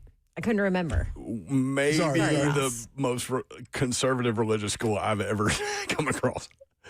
Liberty's pretty. I haven't been there. Okay. Yeah. Shout out Todd Beamer, though, from Wheaton College. That's right. And they have a statue there. Let's go. All right. Hit it, Mayor. Number 10, Michigan State. I mean, what else are you going to do? It's cold up there. Number 9, Ole Miss. That's what I'm. Yeah. Number 9, though. Oh, that's what I'm trying to tell you. Like you said, there's only 3 of them in the top 10. Ole Miss is pissed off at that. Number 9, what are you talking about? Oh, Bama got to be top 3. Man, Florida, Texas, Tennessee, like Number 8, Ohio University. I had a friend that went there. The Bobcats? I can verify. So Miami University and Ohio University, very close to each other, big rivals, all this stuff. The Miami students go to Ohio to party. Oh. Like they leave their own campus. Number 7, Tulane, New Orleans. I mean, that tracks, right? New Orleans. LSU. LSU, not on the list. Wow. This is an insane list. I don't know who we could do. Who did this? We should do our own list. This is dumb. Number 6, Penn State. Really? That surprises me. I would not, You can't get out. but also I wouldn't think of Penn State as like a party school. All right, here we go. Number 5, Georgia. We went to a Georgia-Tennessee game when I was at Tennessee, and I'm telling you, downtown Athens, it was like 7 streets parallel to each other of nothing but bars. And we pulled in there. This was before cell phones, y'all. We pull in there, and we're supposed to meet our friends at this specific bar, and we're pulling up. I go, oh, there's the bar right there. And as I say that, somebody gets thrown out of a plate glass window onto the sidewalk. I Where is this remember at? you Penn telling State? this story. Georgia. Obviously, that's what I'm Athens, saying. man. Athens. Yeah, Yeah. I'm with them. Well, they went after Slay at Georgia. Yeah, they get it lit. Isn't that where they took your head? Tried to take your headband? Number 4, beer and cheese, Wisconsin. I thought they would be number 1. Cheese curds. They go off. That's what we hear. And then jump around. Jump around. I would assume Arizona State is number 1. Man, Arizona State's another. Hey, Sorry, keep this is a going. dumb list. Let's go, Yor. Well, it might be on there. He hasn't gotten there yet. I don't even care, man. Arizona State's on a different list. I know that. Number 3, Florida State. Yeah. Yeah. Okay. Yeah, but as of late, it's so little down there, too. It's so little? Yeah. Tallahassee. What? What Hard do you to- mean hard it's to get so there. little? Man, Babs, man, the game going down there, I was shocked going down there to watch a game. Like, it was not what it lived up to I be. love how you just go to random college football games. Yeah, I do that. I was shocked. Their fans dog. don't really support them like you think they do That's either, what- that's unless what I'm they sa- play Miami or Alabama, some big game like that. That's what I'm saying. If they're playing some ACC Plus, the games, stadium was small anyway. I'm like, nah. watch them on TV. Now that you've heard me say that, and look at the crowd. If they're playing like Duke or something. I'm out at them. Number 2, top 30 drinking schools from College Verified. Number 2, Tennessee. Oh, Wow. That's not right. Did the list just improve? No, it still didn't. But no, we should be in the top 10, but it's no. Number 1 party school in America, according to this group, West Virginia. Oh, yep. Yeah, that one tracks. Dude, I mean, That one listen, tracks. I worked at a couple of West Virginia games, yeah. and I called Slay on my way there, and Yeah. I was like, dude, Yeah. I am in the middle of nowhere, and it is midnight. I ain't even mad Like, at there you. ain't No, nothing over there. I was going down. But they were going down for real. Oh, I mean, they produced Pat McAfee, so there's that. yeah, That's the list. So, Patriot games, real quick. Yesterday, I said, with all due respect, after watching, I was like, because you internalize everything, especially as a broadcaster, and I was sitting there thinking, like, how are they going to do 4 days of this? And, like, I got anxiety about it. And I'm like, we talked with Chris Lowe about it, and Chris had the same point I had and Babs had. You are so talented as an entertainer that you can handle that situation way better than most people. But I still was like, because oh you my can't gosh. prep it. There's Like no you don't know There's what's no coming. prep. You don't have you can't like Here's some kid from Wichita look up doing a beat writer Nah, on just- high school kids. No, you can't look at their past. Like, what Right. have they done? Like, it's just, dude, the best thing I said going into it was, let's have fun. Yeah. And I thought that was the common thread throughout it all. Have fun. And then Showcase these kids. Yeah. showcase the kids. It's about them. Yeah, I mean, and then my But you whole can't thing be a was, storyteller necessarily. No, you can't unless you find opportunities to. Yeah. You can tell your those own events- story. Yeah, you can tell your own stories. Like, and you can think back to when, my whole thing was, think back to when you were a kid. What were you doing? Yeah. I thought you gave the perfect example. Think about your field days. You know what I'm saying? Think about that. Think about when you did jump rope for heart, when people Yeah. are standing around. That's like, a good Oh, one. That's a yeah. good all one. of the things like that. And it's like, what would you have wanted to happen in those moments? And I was like, See, look at you. Babsy gave me a little tip. She was like, man, dude, just go show your personality. So I'm like, all right, okay, cool. What do I do when I'm coaching or mentoring kids? Motivate. Yep. So I'm like, all right. Give them positivity. Every little section I got, even the obstacle course or whatever, I'm just gonna be right there hollering. Like, come on, dog, you got this. Just do that. Now it was tired. Now they got their money's worth. Let me say that. ESPN. Mentally tiring, but ESPN also got their money and legs tiring. legs tiring. Dude, How did the truck react when you told the story about taking your mom's car when you were 12? So we came Or up- your van. We were coming from dinner last night, and we had like 8 people from the truck with us, with talent, with some of the upper big wigs. And walking back from it, this is how you know you had an impact. Walking back from it, everybody was telling stories. Man, did you hear when he said such and such and such and such? And what about when he said the girl dropped from 3rd gear to 2nd gear? And like, I was like, hey, dog. It was like, dude, you were hilarious. I was like, man, I'm just being me, man. Like this. That's it. That's all I had for y'all. That's You why. know what I'm That's saying? why they So, wanted you there. Yeah, but it was cool. It was a cool time. It was Well, good job, interesting. man. Appreciate it, man. Yep, 5 Good o'clock. opportunity. 5 o'clock hour coming up. We've got a lot still on the table. 3HL 104.5 The Zone.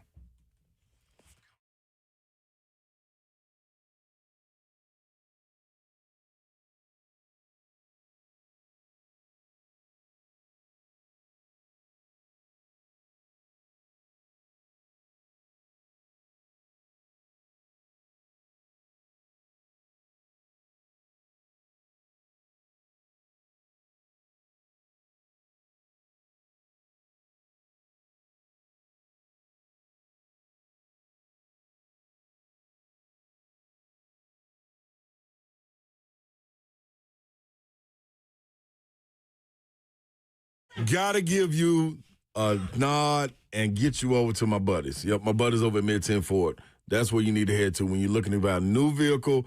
And I'm telling you, when you look for experience in selling and experience in being family and welcoming 56 plus years into people, one thing can become obvious as soon as you walk in the door, that they're not just selling vehicles. They're building relationships.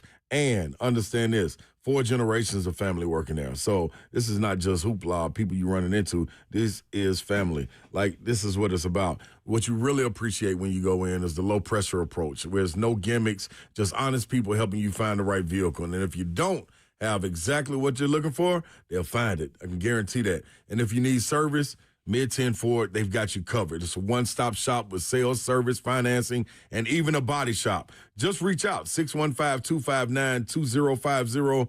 Stop by Mid-10 Ford at 1319 Foster Avenue. They're giving you what you need when it comes to your buying experience. mid10fordtrucks.com.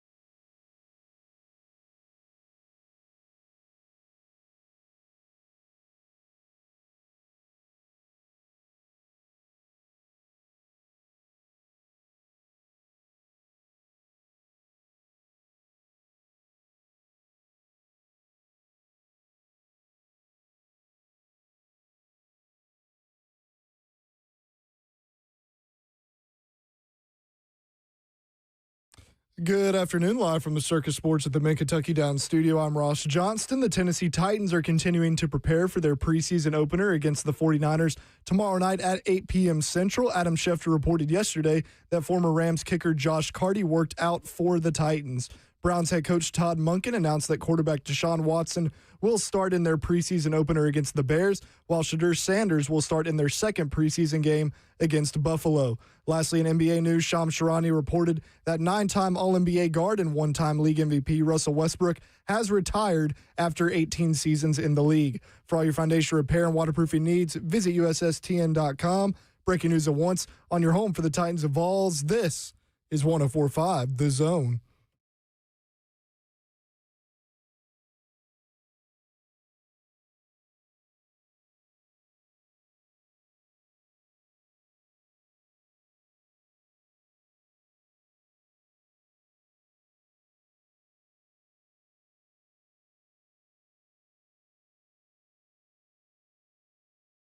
HL 104.5, The Zone. Brett Doherty with you on a beautiful day in the Music City. Y'all, it is hot out there. Last time I looked, it was 94 degrees with a feels-like temperature of 104. In Santa Clara, California, where the Titans are practicing with the San Francisco 49ers, I guess I had a walk through today, 82 degrees with a feels-like temperature of 82 degrees. That tells you zero humidity. They got that bay breeze coming. Zeph was very excited. It's going to be in the 60s during the game. Yeah. How about that? It won't be like it out here. I told you it was on this way. And here come that heat wave that I was telling you about. That was going to happen. It was going to wait till August, and now here it is while we sitting out there at Titans practice. Man, your voice got elevated there. Too hot, dog. Too hot. Come on, Mother Nature. Man. He's feeling it. Somebody was asking me about what is football weather like in September. I was like, no idea. It could be 100 degrees or 65 degrees. I have no idea. But by the time it gets to October, look the hell out. It's very true. Because, man, how often on Halloween are the kids out there trick-or-treating and it's like 38 and raining? I feel like it rains every year on Halloween. By the way, Halloween is on a Saturday this year. How about that? It should always be on a Saturday. No, because then I don't get to be there. It ought to be on Saturday. I was like, it should never be on a Wednesday. You know what I mean? Like, pick a weekend day. I vote Sunday. Dude, you can't have like the Devil's Day on the Lord's Day, can you? They got to just let us out of school. Oh, yeah, good Let them out of point. school. I mean, I don't know. Babs is here, y'all. Hey, what up? That is bunk. Twitch, please. Happy Wednesday, by the way. Shout out real quick to Vanderbilt Volleyball. Hey. I went and saw them today. So Anders Nelson, the head coach there, put together this. Love that He guy. did this right when he got there, put together, we call it the serve committee, like SERVE. Multiple. I would never be on that reasons. committee at any point in my life. They serve you? No. Well, you wouldn't because it's all women, and it's all women from different organizations. Like I don't fit in. It's like powerful women in this you do fit community. in Yeah. You're gonna make But Mike it's from like, Old Hickory like College. Michelle from the Preds. You know, it's like super successful women, whatever. And it was a great idea because basically our serve committee is there to help the athletes with even stuff outside of volleyball, right? Like future. So we had lunch with the team today and just chatted with them. Like Anders does a great job. He does like exercises. So we split up and there were 2 serve members in each little group eating lunch. And then we rotated and it was like, hey, what, for your serve committee members, what would you guys wish your 20-year-old self knew? And, what was an example of a door that closed that absolutely crushed you early on and that kind of shaped where you are and what you're doing now? That was like a good thing in the end where you didn't think it was, So it was insightful. It was awesome. It was a lot of fun. The third one was, what does it mean to be a teammate outside of sports, outside of volleyball? Which for me, that's a little bit easier to answer because I have you guys as teammate. Like we are an actual team from a teammate standpoint, and then I have my football crew, my ESPN football crew, and that's like more of a team than maybe a corporate thing. But I also brought up my husband. I'm like, he's a phenomenal teammate, Yeah, Like, I mean, Anders could have guy. us come talk about that, and we could talk to everybody about family night and how important that is. And yeah, that would go over well. That's excellent to me, yo. me and Slay will handle that. I know my I gave a good answer for what I wished I knew at 20 kind of thing, but then I was like, oh, and also don't mix tequila and vodka on a late, Wednesday night when you have class. the Wait, next like in morning. the But same drink? Yeah, Oh Lord. yeah, Look at Slay's face. that's a bad idea. Slate, we will go out and I'll like, man, I really want a glass of wine just to kind of chill. And then I'll get like an old fashioned and then I'll get like Tito's and water. Yeah, you go in It's all like- these different it's directions. like, yeah. what are you doing? Yeah. man? So anyway, shout out to Vanderbilt Volleyball, though. Exciting. This is, team 2, right? Yeah. So, and they have some great transfers in. They've got, obviously, it was fascinating to talk to Coach about the now ruling, the 5-year thing that went through. And he was like, what are basketball teams doing, right? Because now all of a sudden it's like, oh, hey, Coach, I can come back for my 5th year. And there are some that you really want back. And then there are some that you don't, And so it's just the landscape of college athletics is insane right now. But I'm excited for this volleyball season and for them. And by the way, they still have season tickets on sale if you're interested in. And they're super cheap. I think they're like $90 for 2 for the whole season or something. So if you want to support Vanderbilt volleyball, that would be really cool because there was so much excitement in year 1, right? Because it was their first ever thing. And then they made that run in the SEC tournament and they were so good. And they have certainly gotten better in the offseason with the additions, with the new recruits come in. So they're picked, I think, 10th in the SEC this year, which is, considering it's only the second year of the program back, like that's pretty impressive. So it's going to be cool. Thank you, Babs. Yeah. Titans and 49ers tomorrow at 8 o'clock. You can catch it right here on 104.5. The Zone Titans radio coverage begins at 7. The League Company countdown to kickoff will be hosted by us from 6 until 7. Who's on the sideline tomorrow night for radio? Ooh. B-Hop. It's Yes, B-Hop? B-Hop. Okay. Yep. Because I know they're rotating them all. So I think he's doing most of the road games, if not all of the road games. So, yeah, they are rotating. Slay Dog is here, y'all. I'm in the building.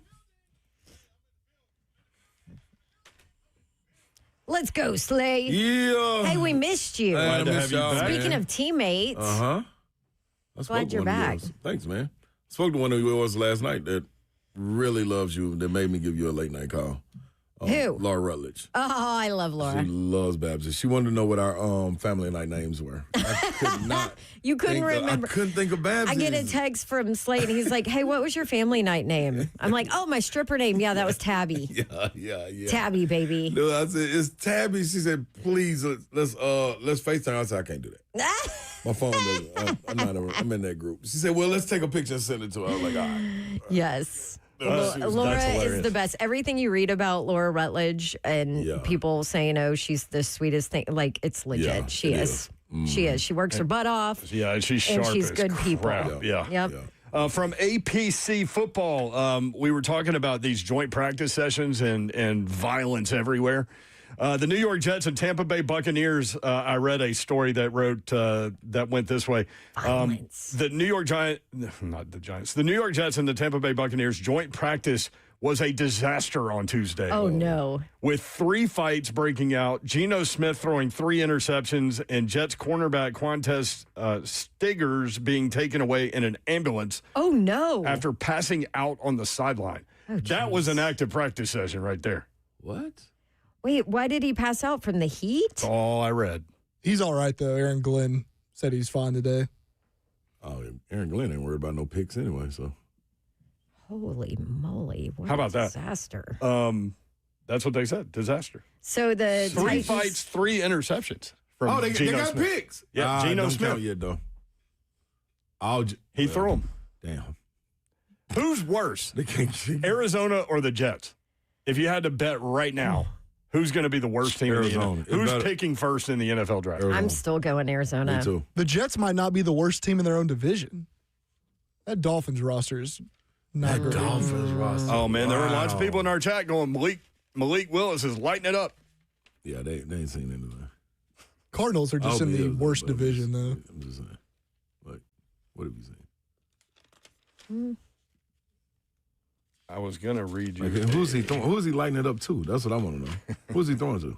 I don't know. Malik A-Chain? Washington? A-Chain? Like, you feel what I'm saying? Like, I think I always get Malik Washington like when somebody You goes, feel what I'm saying? like, I want him to do good, but like, who's he I had throwing this to? yesterday. According to ESPN Analytics, the Arizona Cardinals have the toughest strength of schedule in the NFL. Oh, yeah, they're Bless definitely their picking first. Yeah. See?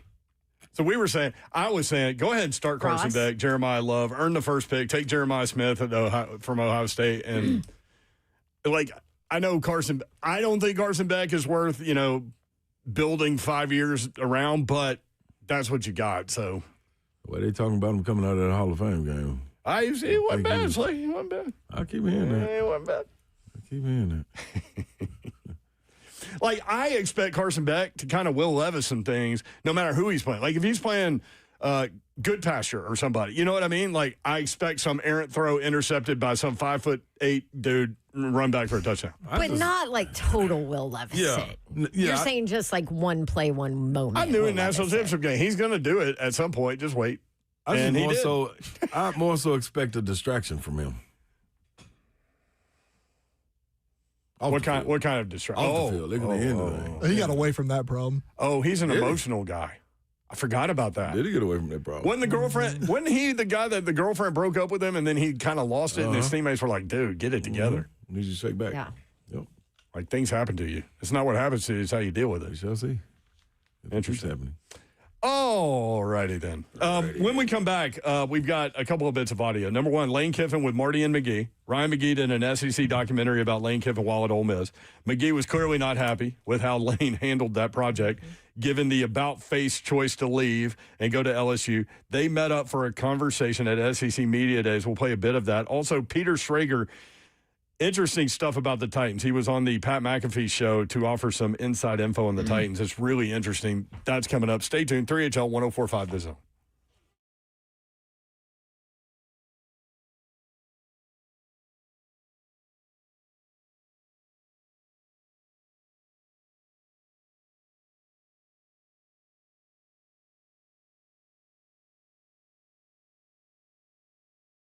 So we're talking about football, and the season is almost here. Well, you know what you need for a tailgate? How about a tailgate? A Ford F-150 tailgate. That's what you really need. It's F-150 season at Two Rivers Ford.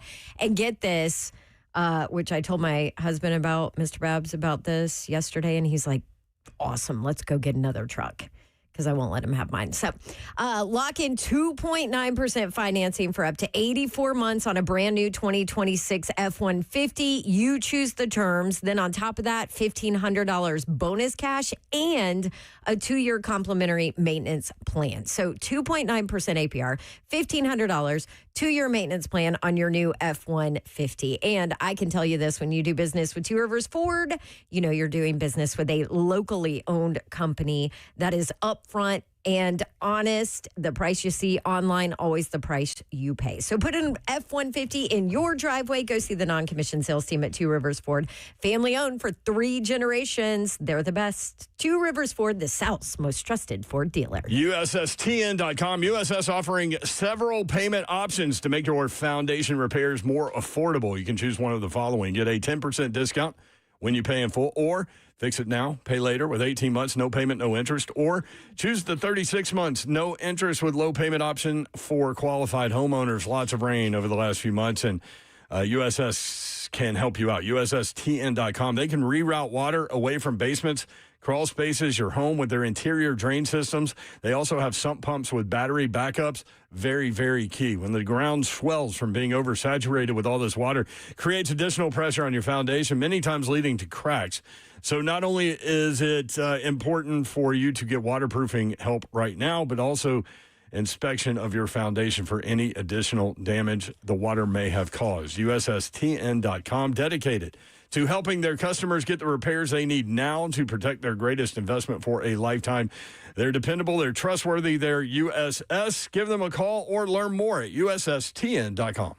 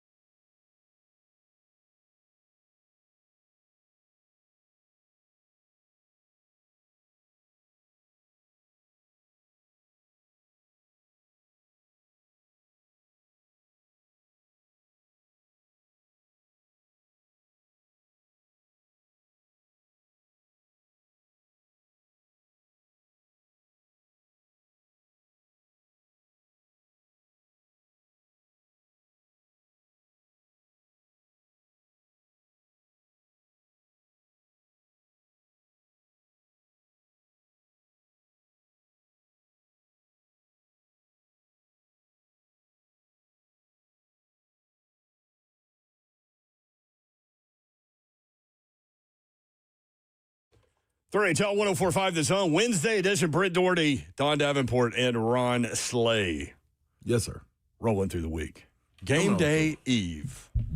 Titans and 49ers. Are y'all excited? Tomorrow. I am. Like, we are going to see starters play. Yep. I am. Do you think we see Big Jeff? Yes.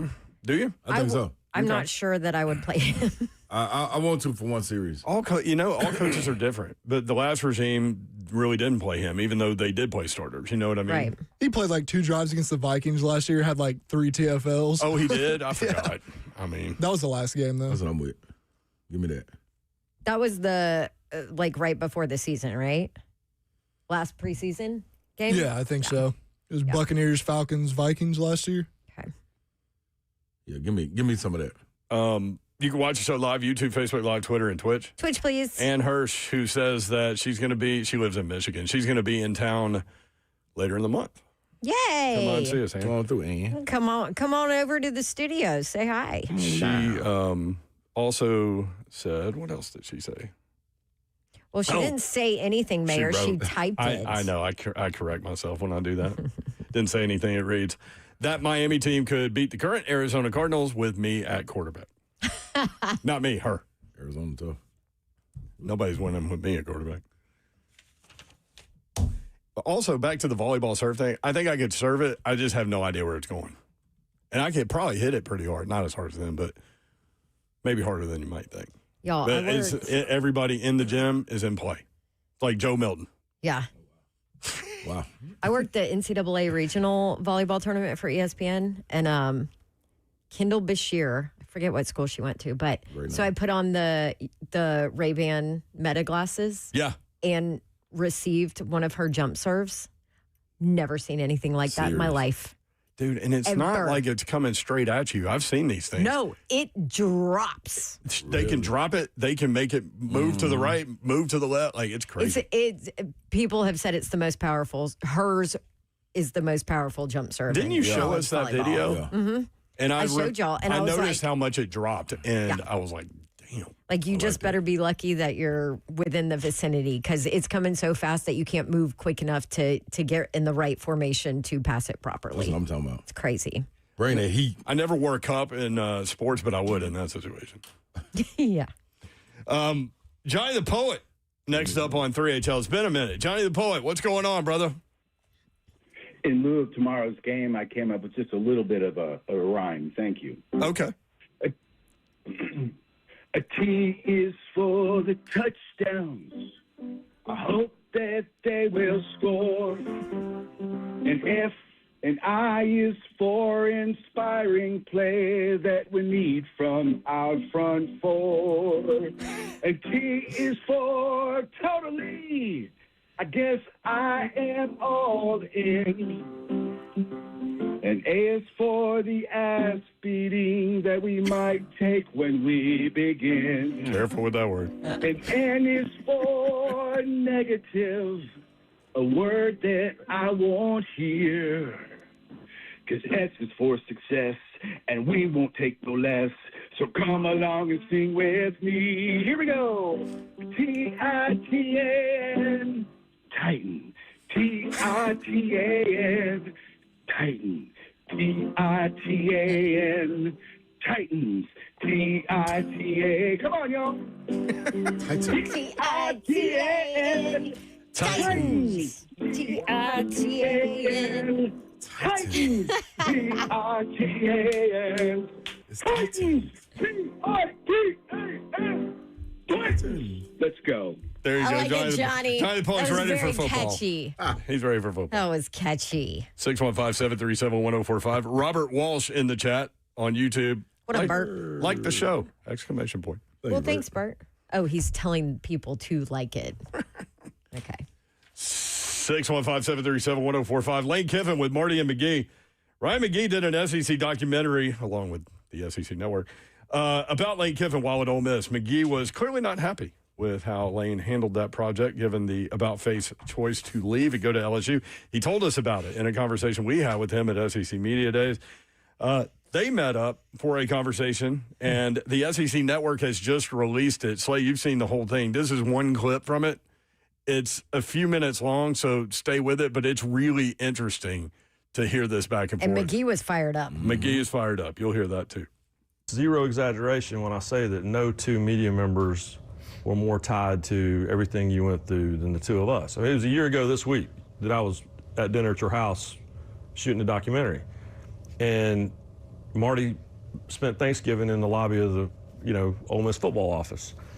So the question that we get all the time is, so was all that like all that you and I did, and all that we talked about, and so what's your answer? I mean, literally, I don't go a day without somebody stopping me and going, so that was all. Yeah. Oh, I know the answer. It wasn't, but now I'm like thinking how I when people say things now, this just happened in the last one, and they're like, because they brought up Golding, and they said how Golding said yesterday he disagreed with how I handled the situation. And I said, that's okay. I disagree with things he did, but it's not, he doesn't report to me anymore, and I don't report to him. And I understand why he disagreed, but he's in his position. He's not the new head coach of LSU. If he was a new head coach of LSU, he might not have sent coaches back at all. So when you say that, I try to think when people in that situation going, asking that question, was that all BS? I can totally see why they would ask that. But and obviously I see my side. Making a decision to take a different job, in my opinion, on my side, it has nothing to do with anything that was said in that special. You have a new circumstance, you have a new decision come up, and you take a different job. You didn't go against things you said of values and principles and anything. Two things can be right and be true at the exact same time. And again, with age, I've learned that, so I don't argue as much with people. Like, your view can be right and mine too. These two things can be right. Those can have been the best 6 years of my life, on field and off the field, especially off the field. And I can have loved Oxford and loved Ole Miss and truly mean that I needed it more than it needed me. And I can have taken a new job. This doesn't mean that didn't happen. The LSU job came open. I liked in the meetings with them how that they were going to give you full control. I liked the way that they had NIL set up to build rosters, not just for the next year, but for years to come. And you made a change. And also, as I look back to it, college football is not like a lot of professions. College football coaching in general. I don't know the analytics, but I bet you it's about 1% that a coach takes a college job and he either doesn't get pushed out, fired, right? Or he leaves. Because it just doesn't rarely happen that the guy stays forever until he retires. The Nick Saban, what's that 1%? They'll build a statue of you and still push you out and fire you. I mean, that's the profession we live in. We got people in Final Fours and they're fired halfway through the next year. So, to say, okay, well, they're going to build a statue, it'd be great, and you're never going to leave and all that, that doesn't, 1% that happens. So I think that we hope for that a little bit, and I think that was a lot of what people did. They were hoping that would happen, but that just doesn't rarely happen. But there's the 1%, but there's also the 1% of that 1%, which is your exits are always a little different than everyone else's. Yeah, I think that's where it comes from with folks. Yeah. Yeah, I don't handle breakups well, I guess. I actually have said this. I've only had 3 serious relationships. This is very personal in my life. A marriage and 2 girlfriends of long term. And I've looked at those 3 departures weren't great either. So this is a me thing. There's part of it. It is a me thing. It's most definitely a me thing. What is your initial reaction to this? And by the way, the entire thing is on the SEC Network website, the SECsports.com website, I think. So you can go there. Yeah, mine is, come on, Lane. It's the same old Lane. You didn't take you had an opportunity to be accountable for what you did. You know what I mean? The way you went about it, and you still didn't do it. You know what I mean? After all the change. But he did present himself in a very transparent way. Like he was being extremely transparent and vulnerable But then at the end of the day, when you really digest everything he said, he took zero accountability. Zero. Again. And it's another part in there. I don't want to give too much away, but it's another part in there where he talked about why he thought it was a struggle to get back. No, why he made the decision to try to go and coach this team when taking the job. And he related that to the time when Kirby Smart left Alabama to go take the head coaching job at Georgia. He was like, I was on staff. You're not exactly. It's not a head coaching spot. You can't compare those. Yeah, there's no way you can. Coordinator, understand. And let's be all the way honest. Is that the coordinator part of it too? And that is a much more established coach that he's trying to do that for. That's one. The second is those schools aren't rivals. Right. It's LSU and Ole Miss. Like, and it's good point. The way it all went around, like it was cringe. It was cringe for me. It was even more cringe for me. Really? Yeah. See, that's funny because I did not feel it was that cringe. I thought it was typical Lane being Lane, but I did not come away. Okay. But maybe it's because I haven't listened to the whole thing. No, okay. I'm with you on that. I want you to listen to the whole thing, but I understand that point too because it's my fault for letting it be cringe because it's just Lane being Lane. Because you expected different. Yeah, and that's my fault. You know what I mean? Like I walked into it the same way getting that interview. I'm still scoring from the interview. Yeah. You know what I'm saying? Right. I'm still scoring from the interview. What happened after the interview, and then now this one. Right. You know what I mean? And the interesting thing is like that he did that interview, but he was made to do that interview. Yeah, like he also did not. Oh, that was not his choice. No, because he did not go to Radio Row. So he didn't do anything that he didn't have to do and was forced to do by the SEC. No question. Did y'all feel like, just hearing that, I got the feeling of like in his mind, it's like, people are mad at me for going from Ole Miss to LSU, but there's no loyalty with schools anyway, so it shouldn't matter. When in reality, I think we're all like, no one cares you went to LSU. It's how you did it. It's the way. Yeah. It's the way you did it. Just I don't think he gets it. No, he don't. No, he doesn't get it. But also, like, he would have gotten crap regardless, even if he did it in a different way. And that's why do it in a way that you know you can live with, where you don't have to do any backtracking to say, okay, I think I would have did. No. Y'all see me? I did this. Like, go on and own it. That's the whole problem with me in his situation. Quit playing two sides of the fence. Be you, and it's cool. The problem is you went and played like, oh, I got it out. Okay, that's my bad, man. I done stopped drinking. I'm in this lane. Oh, man, I'm back on solid ground.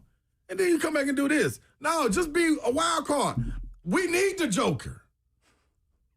Like, I'm like, seriously. Like, we want it. It's okay. Play the role. Man, it's all right, man. It's okay. We just talked about Signetti can get away with it.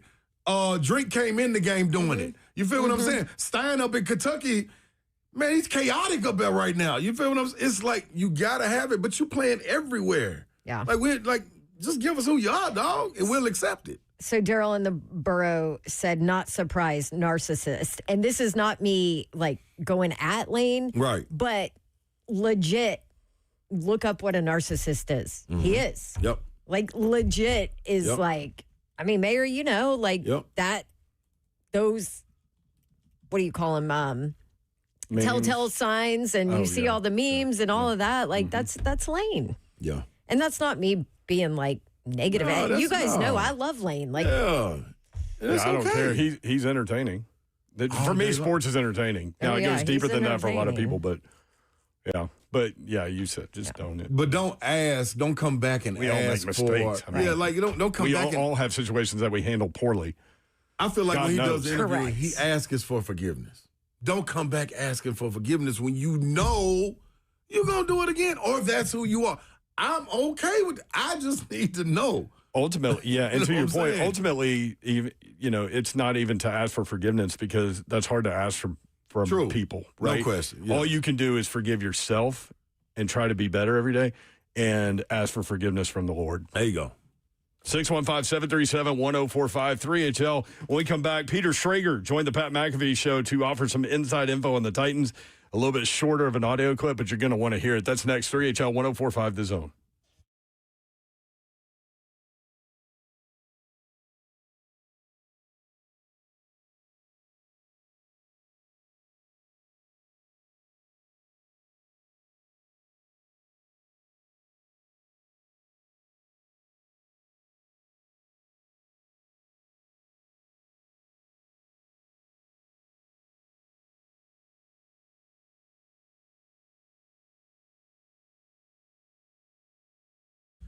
What's happening? You know what time it is? Football season. It's arrived. It's time to get up the road. See, you're Alexa. You better get up the road, man. We got a spot for you. Circa Sports at the Mint at Kentucky Downs. Well, let's say Circa has a spot for you. It's located in Franklin, Kentucky. Short drive up 65. Like, you know what? As soon as you cross over the border, right down in Kentucky, you take the first exit and boom, you're right there. 2-story sports betting experiences just waiting on you. You got screen displays all through the building. You got slot machines right there. You got good restaurants. You can even go right there to the stadium seating, get your seat, reserve it. Or, first come, first serve, but it's best to reserve it. Must be 21 and over. When you get to your seat, they can even bring your food there. When you eat your food, you look up and there's all kind of TVs, man. Every single game is on. You walk down to the cage. They'll walk you through whatever you're trying to do. First-time wagerer, they got something for you. Get in there. They'll talk to you about it, and you can get in the game. All you got to do is go to Circa Sports at the Mint at Kentucky Downs. Got to Dodge Chrysler Jeep Ram. That's where you need to go to get that next new vehicle, whether you're looking for a car, truck, SUV, or Jeep, new or pre-owned. These are your guys. Daniel Gupton and his crew ready to help you out. We've done shows up there. We've watched the process. You're going to enjoy working with these guys. New location as well, just up the street from the former location, still on Tom Austin Highway. They would love to see you. About 30 minutes from downtown Nashville. Check out the website, GuptonMotors.com. All the dealership information is there. New address, phone number, how to find them, how to get in touch with them right there, GuptonMotors.com. All of the inventory, new and pre-owned, and the deals they have going on in August, GuptonMotors.com. Some of those deals, Ram truck, continue up to 15% off MSRP on select inventory. Jeep, continuing up to 15% off MSRP on 26 Wrangler 4-doors. Dodge continuing up to $5,500 power dollar retail cash on 2026 Charger ICE. Chrysler continuing $2,000 retail cash enhancement on 2026 Pacifica and $1,000 retail bonus on cash on the 2027 Pacifica Limited Pinnacle. Just 30 minutes from downtown Nashville, GuptonMotors.com. New location right up the road, making it even easier to visit. Experience the difference at Gupton Motors in Springfield. For the best buying experience, you got to go to Gupton.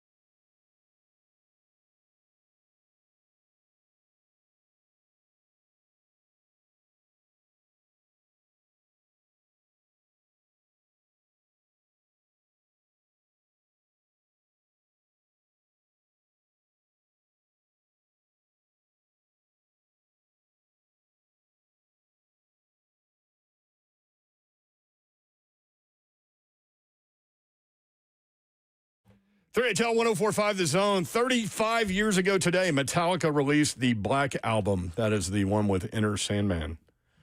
That James Franklin's going to be leading his team onto the field behind. Hey. God, that's another storyline that's going to be fascinating. And we don't think about that one as much, No. But I was thinking about it today, and I was like, man, I hadn't talked to him in a while. I wonder how everything's going up there, That always sneaks under my radar. I have always told y'all, I feel like Virginia Tech, from a fan base standpoint, from a support system standpoint, all of that is like an SEC team.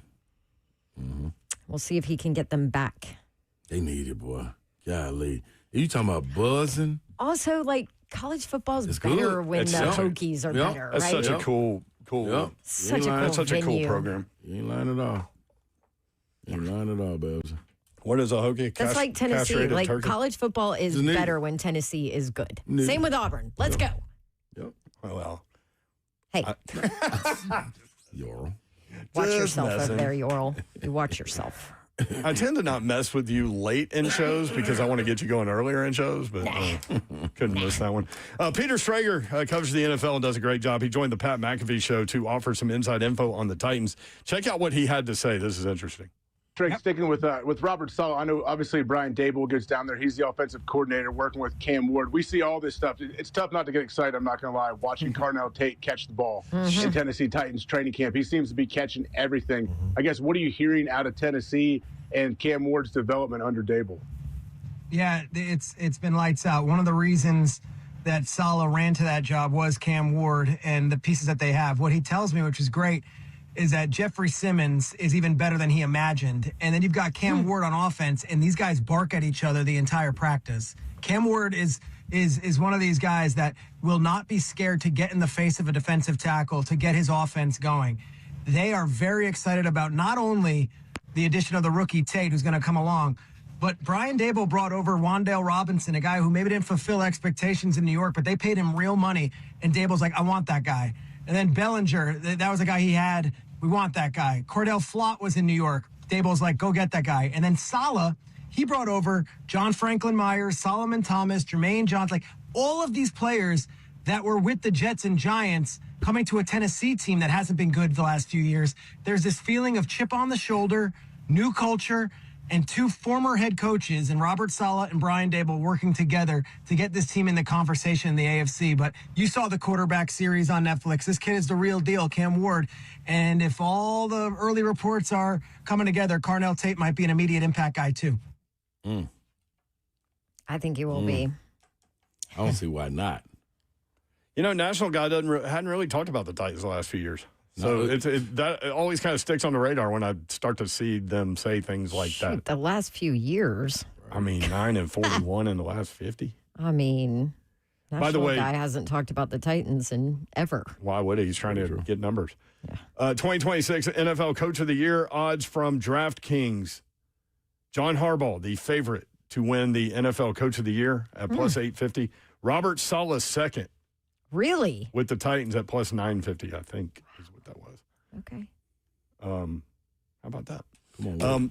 Another list on the way out. USA Today has released their top 5 NFL uniforms heading into the 2026 season. I want to get your take on this. Number 5, top uniform in the NFL, Pittsburgh Steelers. Love it. I like it. I do too.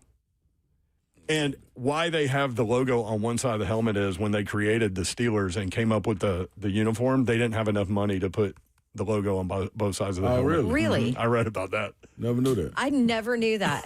You didn't know that? Your brother played there for a decade. So they just kept it that way throughout time. Number 4 on the list, Philadelphia Eagles, which I would have gone back to the 80s with the Kelly Green stuff maybe, not the current one. I wouldn't put it on my top 5. I wouldn't put the current one on. Yeah, they but trying now to the old, evolve. the Kelly Green, abso-freaking-lutely. And now when they do the Kelly Green, they don't do the one from back in the day. Like it's a weird Kelly Green uniform. Number 3, New Orleans Saints. Always like that one. The fleur-de-lis. That's boring. The only boring one I like is Green Bay or Dallas. Just because it's classic. Yep. They're not on the list. Number 2, Las Vegas Raiders. Nope. I always loved the Raiders. And I've said that to people that come back at me with like, why? That's the old school classic look, though. Number 1, L.A. Chargers. with the lightning bolt. Now, when they go with their powder blue thing, that's dope. That's so. So I would have had. I like the dark blues with Junior Say on them too, though. It's hard to beat the new Titans, honestly. I know we live here, but it's hard to beat the new Titans. Who did the two lists that you read today? USA Today on this one. Cowboys, I would have. Saints, which is their Steelers, I would have. And then the old Buccaneers, not the new one. Bucks was good. Bucks is good. Yeah. Fun show. A lot of ball. We're there, boys. We are there. Love having Bully in. We have preseason action tomorrow. By the way, shout out Ramon Foster in the chat. He will make his debut as the analyst on Titans Radio tomorrow night. Radio analyst. Check him out, Ramon Foster. You can catch it right here on 104.5 The Zone. Also coming up tomorrow from 6 until 7. Lee Company Countdown to Kickoff, hosted by us. Oh, it starts at 5? Huh, shows what I know. Yeah. Are you sure?